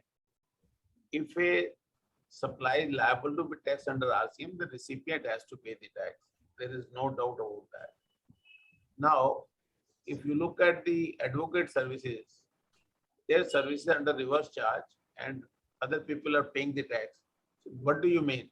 Advocates are not paying GST on the telephone bill, on their rental of offices, on their other expenses which they are incurring. So that is a facility which you get when it is a reverse charge. Your administrative compliance cost goes down, but at the same time you lose lot of credit. बहुत सारी law firm में solicitor firms वो तो परेशान है इस reverse charge से. वो तो कहते हैं कि रिवर्स चार्ज होना ही नहीं चाहिए. Because of this reverse charge we are in deep trouble because it becomes our cost. So once sponsorship fees is under reverse charge and you don't have any output tax liability, all these GST which you have paid and running down your show is your cost. Income may be less or more, it has no implication in GST. Next question sir Rakesh Arora ji का है. Good a charitable hospital is selling medicine through its medicine store and paying GST, but for medicine which are given to poor people by hospital free of cost, how it should be given treatment in GST? देखिए, आप ये कह रहे हैं कि आप जो medicine ले रहे हैं उसमें 100 रुपए की मेडिसिन आपने ली और 10 टैबलेट हैं, 10 रुपए की एक टैबलेट है, तो 4 टैबलेट तो आपने बेच दी, 2 टैबलेट आपने पुअर पेशेंट को फ्री में दे दी.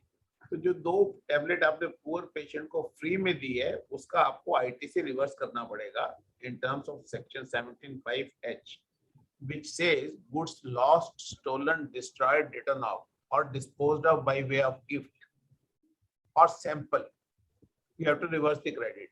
वो जब आप उसका रिवर्स क्रेडिट कर देंगे बाकी पे टैक्स लग जाएगा. संजीव कुमार जी का नेक्स्ट क्वेश्चन है sir. If my client who is GTA under GST received trucks through delivery which is also GTA, as at the time no truck was available with my client, so he arranged from delivery who made bilty from A consignor to B consignee, where freight was payable by A, but delivery also raised bill on us showing full amount in his GSTR1, make us liable under RCM, while the truck was gone from consignor to consignee, while our firm was only a commission agent at most, and I think my commission should be taxable at 18%.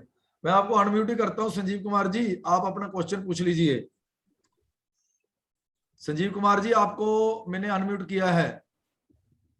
Sir नमस्कार जी. हाँ नमस्कार. हाँ जी नमस्कार sir. नमस्कार जी, आप पूछ लीजिए. हाँ जी सर, ऐसा है, हम लोग जैसे एक जीटीए है जो दूसरे जीटीए से ट्रक हायर करता है जी, तो उस केस में उन्होंने जो जिस दूसरे जीटीए से हमने ट्रक हायर किया ना, उन्होंने आरसीएम में हमें लायबल बना दिया जीटीए को. Hiring of truck is not under RCM. Under RCM is transportation services. बना दिया. वो कोई भी आदमी गलत काम करते ठीक काम करते उसका तो एक रास्ता निकल आएगा. पहले हम समझें लीगल प्रोपोजिशन क्या है. If I am supplying a truck to the GTA who is issuing the consignment note and providing a service of transportation of goods by road to a particular client, so there are 2 supplies involved. One by GTA to the customer, ultimate customer whose goods are being transported, that will be under reverse charge. जो supply जो truck दे रहा है truck owner to the GTA, मेरे ख्याल से उसमें तो exemption है, तो कोई टैक्स है ही नहीं. Once I am giving a motor vehicle designed to carry goods to a GTA, then it is not subject to tax, it is exempted. Sir truck owner नहीं दे रहा ना जी. We are also registered as GTA, but as we are not having. Sir as registered होने से कुछ नहीं होता ना. आप registered होंगे as a chartered accountant, but आपकी rental income भी हो सकती है, आपकी salary income भी हो सकती है, आपकी income from profession भी हो सकती है. So once you are registered as a GTA, it does not mean all your activity will become GTA. You can certainly act as a supplier of truck also, wherein you provide these hiring services. As a chartered accountant, can you say all your services will be liable to be taxed as a chartered accountant? अगर renting income है तो कहाँ ले जाओगे sir? Similarly a restaurant person can also serve the liquor which is not subject matter of GST. It doesn't matter how you are registered with GST. That will not decide. Your GST liability has to be calculated on transaction to transaction basis. If in a particular transaction you are giving a truck to the other GTA, then you have to raise the invoice of hiring of truck, and that being exempted, you have to simply mention the notification number. Then sir, one more question, sir. Excuse me, sir. One more question, sir. Please. Once we opted for 12% under forward charges, in such cases, many times on backward journey, we get transport from some other GTA transports who raise BILT. Then that is not taxable. नहीं, आप दो चीजों को confuse कर रहे हैं. Hiring of truck is one activity, transportation of goods by road is another activity. In the first example which we were discussing, a GTA was providing transportation of goods by road service to Ashwini Jindal, whereas he was taking his material from Jalandhar to बाबा जी का आश्रम का है ऋषिकेश, वो जो हरिद्वार. ये तो हरिद्वार ज्यादा रहते हैं तो अपना सामान लेके जा रहे हैं. तो ये एक तो ये सर्विस होगी अश्विनी जिंदल को जो दी उस आदमी ने, जहाँ इनका सामान जलंधर से वहां गया. भाभी जी वैसे इनसे दुखी हैं, ये तो घर पे तो ध्यान देते नहीं, बाबा जी के साथ ही लगे रहते हैं. तो वो मैं सिविल का मैटर है, मैं उसको भी नहीं ऐड कर रहा, मैं यहाँ जीटी की बात कर रहा हूँ. और दूसरा, क्योंकि आपके पास ट्रक नहीं था, आपने अशोक बत्रा से ट्रक ले लिया, तो अशोक बत्रा ने आपको ट्रक दे दिया. तो अशोक बत्रा ने जो ट्रक दिया, that was hiring of truck, वो ट्रांसपोर्टेशन ऑफ सर्विस नहीं थी. आपने ट्रक लिया 1 महीने के लिए, उस महीने में आपने कहा ये 20,000 रुपये किराया दूंगा, and then you are using that truck for other assignment also. You have to tell me the fact if that truck is being taken only for that particular job, or it was a hiring of truck. Transportation of goods by road and goods transport operator, these two are two independent things. One need to understand that. Now you are saying कि I am a person, second scenario में आप ये कह रहे हैं कि I have opted for 12%. Fine. So whatever services you are providing for transportation of goods by road, then you are liable to pay tax at 12% and eligible for the credit, whatever credit is available to you. So when you are availing the service from somebody else and he is charging you tax and you are paying it, आपको तो mind ही नहीं करना चाहिए, आपको तो credit मिल ही जाना है. अब दे दो, क्रेडिट ले लो, झगड़ा क्यों करते हो?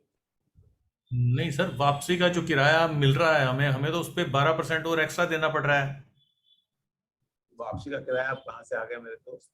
सर मान लो मैंने एक पर्टिकुलर एक कंपनी में, अब उस ट्रांजैक्शन को खत्म करेंगे तब तीसरी ट्रांजैक्शन पे आएंगे ना. पहले उस ट्रांजैक्शन को तो कंक्लूड कर लो संजीव जी. अगर उस ट्रांजैक्शन में आपने हायरिंग ऑफ ट्रक या कोई भी सर्विस ली है तो उसका टैक्स आप दे, अगर सामने वाला वो तो एग्जम्प्ट हो गई सर, वो तो एग्जम्प्ट हो गई सर. पर जब जो 12% वाला है वो ये लिखता है कि if you opt for 12% then your entire receipts are liable to be taxable at 12%. Receipt means whatever services you are providing to the customer, not receiving. My all receipt will be all my income which I am earning from my customer, that will be subject to tax at 12%, not my expenses. मेरी income जितनी होगी वो सारी income 12% पे taxable होगी. मेरे खर्चों की बात नहीं कर रहा है सर. मैं वही बात कर रहा हूँ, मेरा ट्रक यहाँ से दिल्ली गया जी, वो तो मैंने 12% लगा दिया जी. अब वहां से जब वापस आया तो वहां के किसी और जीटीए ने अपनी बिल्टी लगा के मुझे वापसी में 8,000 भाड़ा दे दिया जी. क्या उस पे भी 8,000 रुपए में भी 12% जीएसटी लगाना पड़ेगा? तो नहीं लगाना पड़ेगा, लगाना पड़ेगा याद. हाँ, वो 8,000 रुपए आपकी इनकम है ना जी, चाहे दूसरे ट्रांसपोर्टर ने दी, कस्टमर ने नहीं दी, वो किसी भी एक्टिविटी में हो. क्योंकि जब आप जीटीए में कंसेशनल रेट पे नहीं है तो भी 12 लगेगा, और हायरिंग ऑफ व्हीकल है तो भी, तो फिर तो 18 भी लग सकता है. क्योंकि हायरिंग ऑफ व्हीकल नहीं है, he has taken you only for one assignment wherein you are taking his goods from Haryana to Delhi, या जो भी आप कह रहे हैं वापसी का किराया. ओके सर, ठीक है, right sir, thank you sir. Next question Shaina ji, आपको फिर अनम्यूट किया जी. शाइना जी, हाँ जी सर.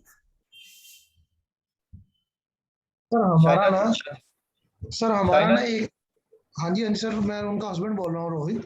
हाँ जी सर हमारा ना एक क्लाइंट सर्विसेज प्रोवाइड कर रहा है म्युनिसिपल काउंसिल को, उसने स्वीपर प्रोवाइड करने हैं उनको और कंप्यूटर ऑपरेटर करने हैं। मैंने क्वेश्चन पूछा था, सर ने कहा नहीं आएगा।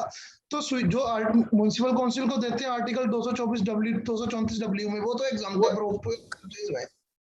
अब मेरी बात आप सुनिए, जो पहले आपने क्वेश्चन किया था, आपने कहा था it is a pure service और it is a man power supply. I said either it is a pure service और a man power supply, both are services. अब ये दोनों सर्विसेज तो हैं, अब ये एग्जाम्प्ट है या नहीं है वो डिपेंड करेगा whether under the constitution those supplies are in relation to the activity which are being covered in article 243 G or Q read with schedule 11 and 12। अगर वहां फॉल करता है तो फिर एग्जाम्प्ट होगा, नहीं फॉल करता है तो टैक्सेबल लगेगा।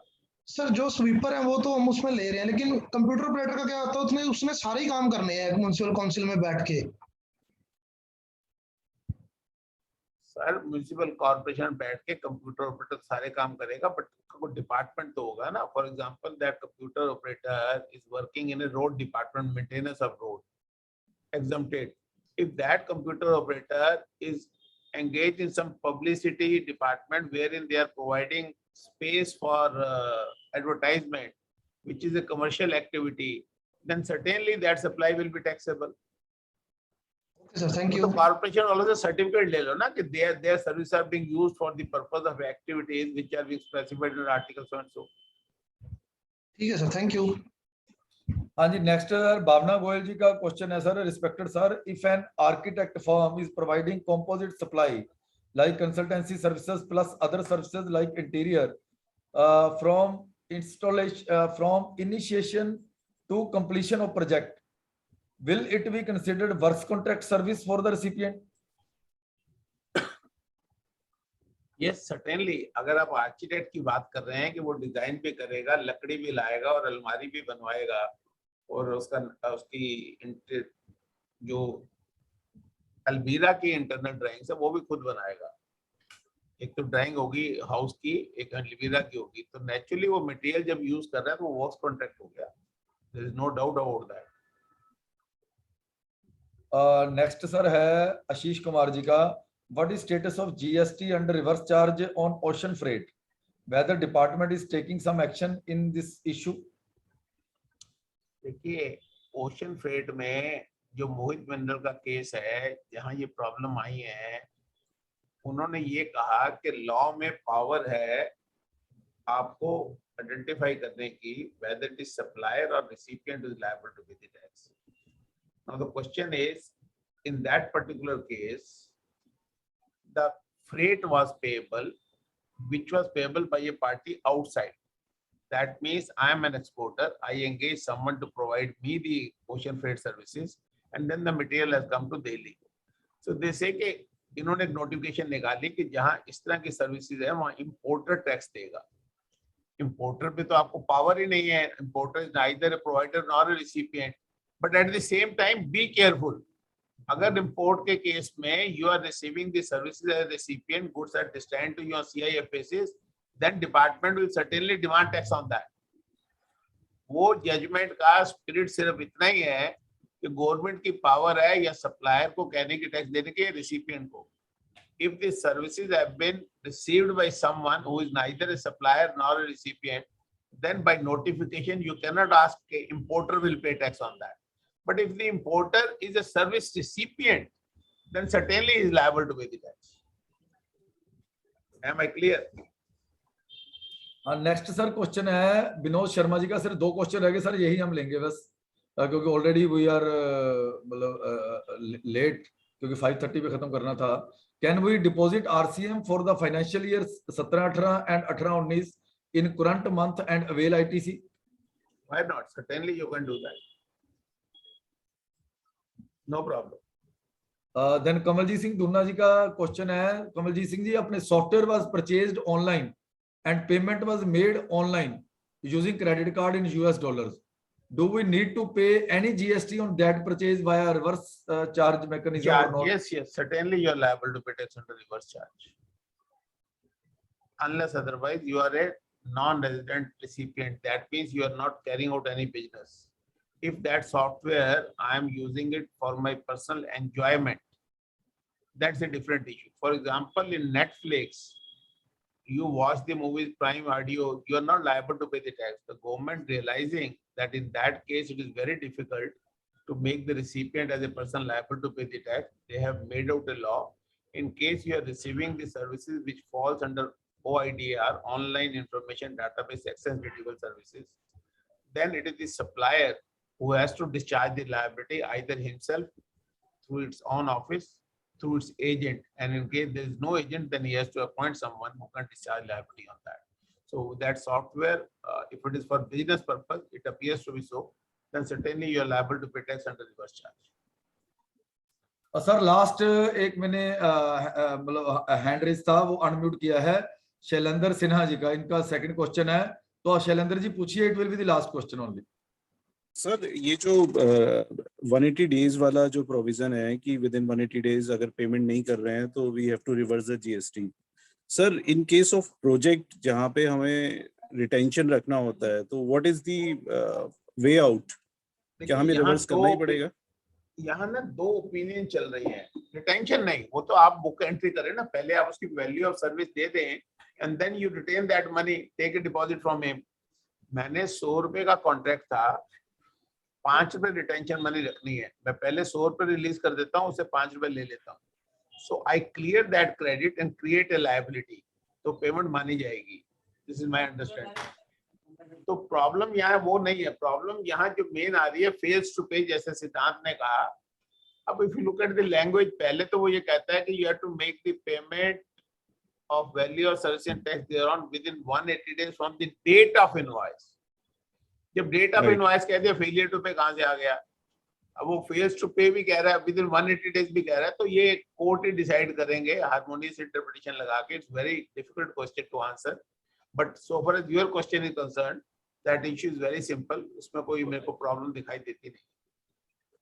सर एक जो आपने एफओसी वाला वो दिया था कि बिल ऑफ एंट्री कंपनी के नेम में है, जहाँ पे सर हमारी कंपनी का क्या है कि बड़ा प्रोजेक्ट है और स्पेयर पार्ट्स वगैरह बिग वैल्यू के एफओसी आ रहे हैं, उस पे क्या कहते हैं? देखिए सर, पहली बात तो ये है कि एफओसी कुछ नहीं होता है, nothing comes free in this world. That supply has already been incorporated into the price which is being quoted by them. They say that we will charge you 100 crore rupees and will provide you this part free.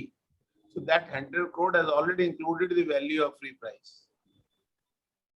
You are getting these parts from the contractee, right? So it is not free in a way. Number two, even if it is free, even then how does it make a difference?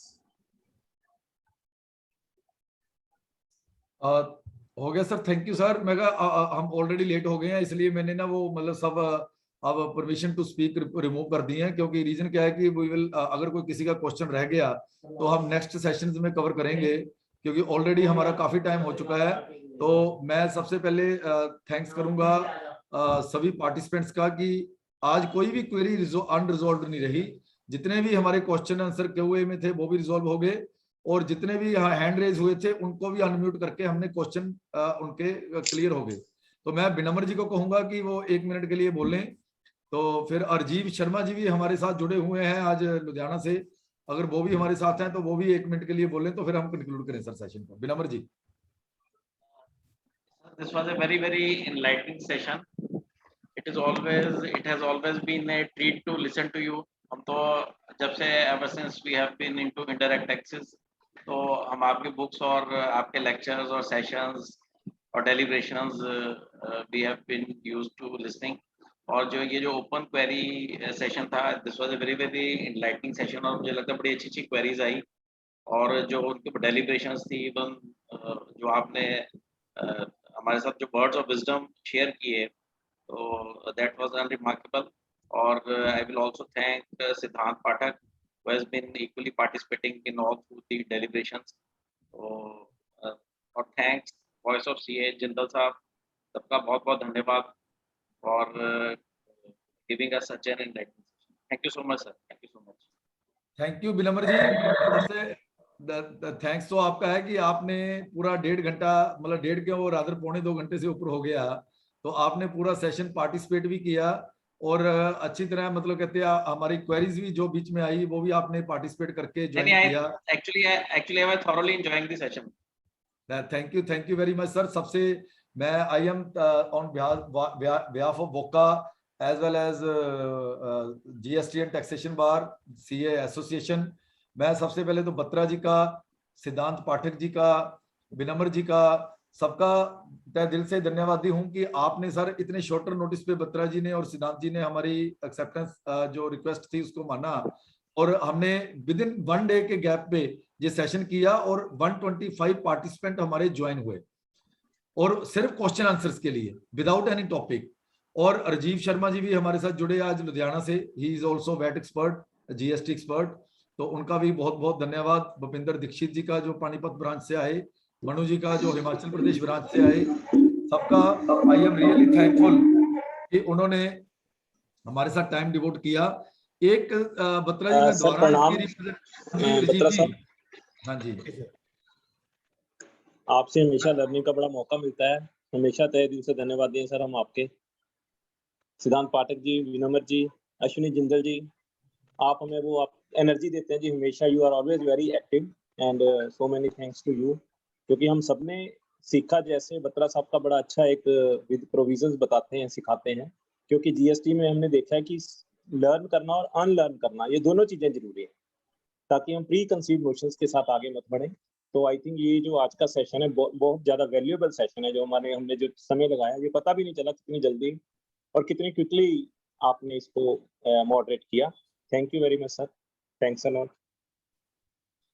Thank you Rajeev ji. मैं ये कहूंगा कि हम एक representation और सोच रहे हैं, क्योंकि मेंबरों की अभी एक क्वेरी नहीं रिजोल्व हुई, जो मैंने रिप्रेजेंटेशन दी भी है कि जिनके नंबर कैंसिल हुए हैं वो कैसे बेनिफिट ले सकें जो आपकी स्कीम आई हुई है अमनेस्टी स्कीम।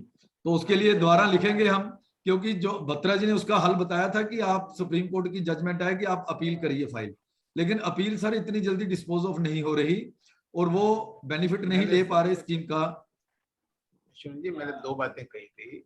एक तो ये कहा था कि अपील बंद करो, अपील फाइल करें। दूसरा मैंने ये कहा था कि वो झगड़ा एक फर्म के साथ रहने दें, क्योंकि उसमें अल्टीमेटली क्रेडिट का और बाकी कई इशू आएंगे।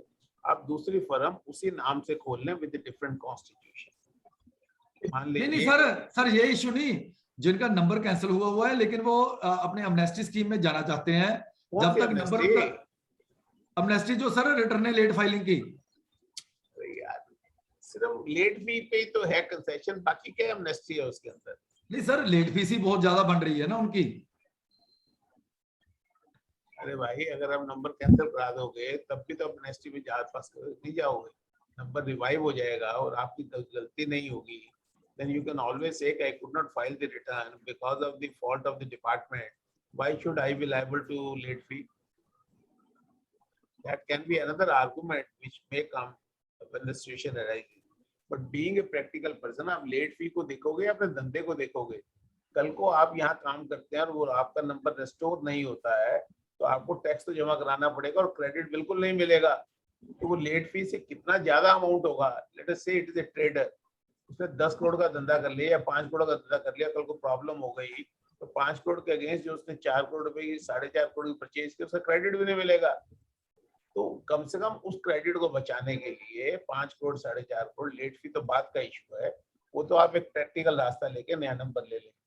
जहां तक क्वेश्चन है लेट फी, अगर if I win the appeal then am I liable to pay the late fee? If I say my RC was cancelled and I have been asked to I cannot file my return and now you are allowing me my appeal, if I win that appeal, will there be a late fee? Department ने cancel किया, फिर late fee किस बात की? अश्विनी जी, इसको थोड़ा सोचें और आप सिर्फ इसी अगर देखिए एडमिनिस्ट्रेटिव रिलीफ मिल जाए कोई इशू नहीं है, बट इस तरह के रिलीफ इतने मास पे मिलते नहीं है। एक आधा केस हो, कमिश्नर ने कह दिया फोन करके भाई देख लो यार कर लो।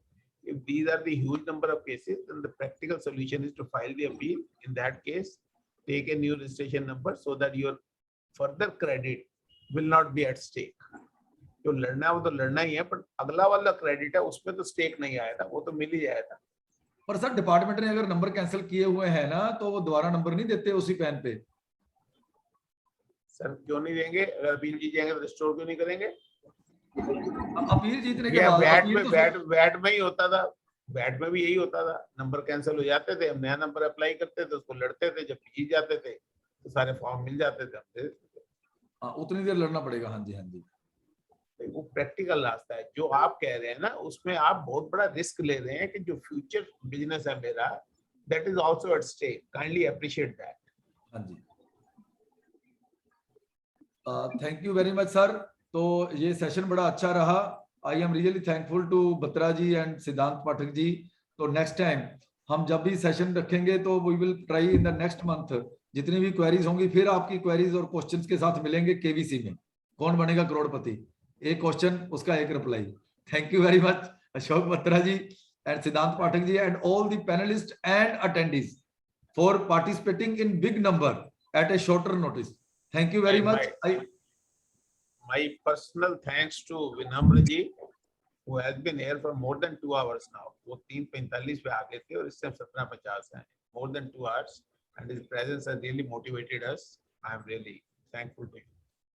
हमारे कैंडिडेट चले गए हैं सेंट्रल काउंसिल के संजय अग्रवाल जी, तो मैं उनके लिए वोटर अपील कर देता हूं, जितने भी हमारे पार्टिसिपेंट बचे हैं तो उनको दबा के वोटें डालें ताकि वो नंबर 1 पे जीत पाए। Thank you very much. I request the control room to kindly close the meeting.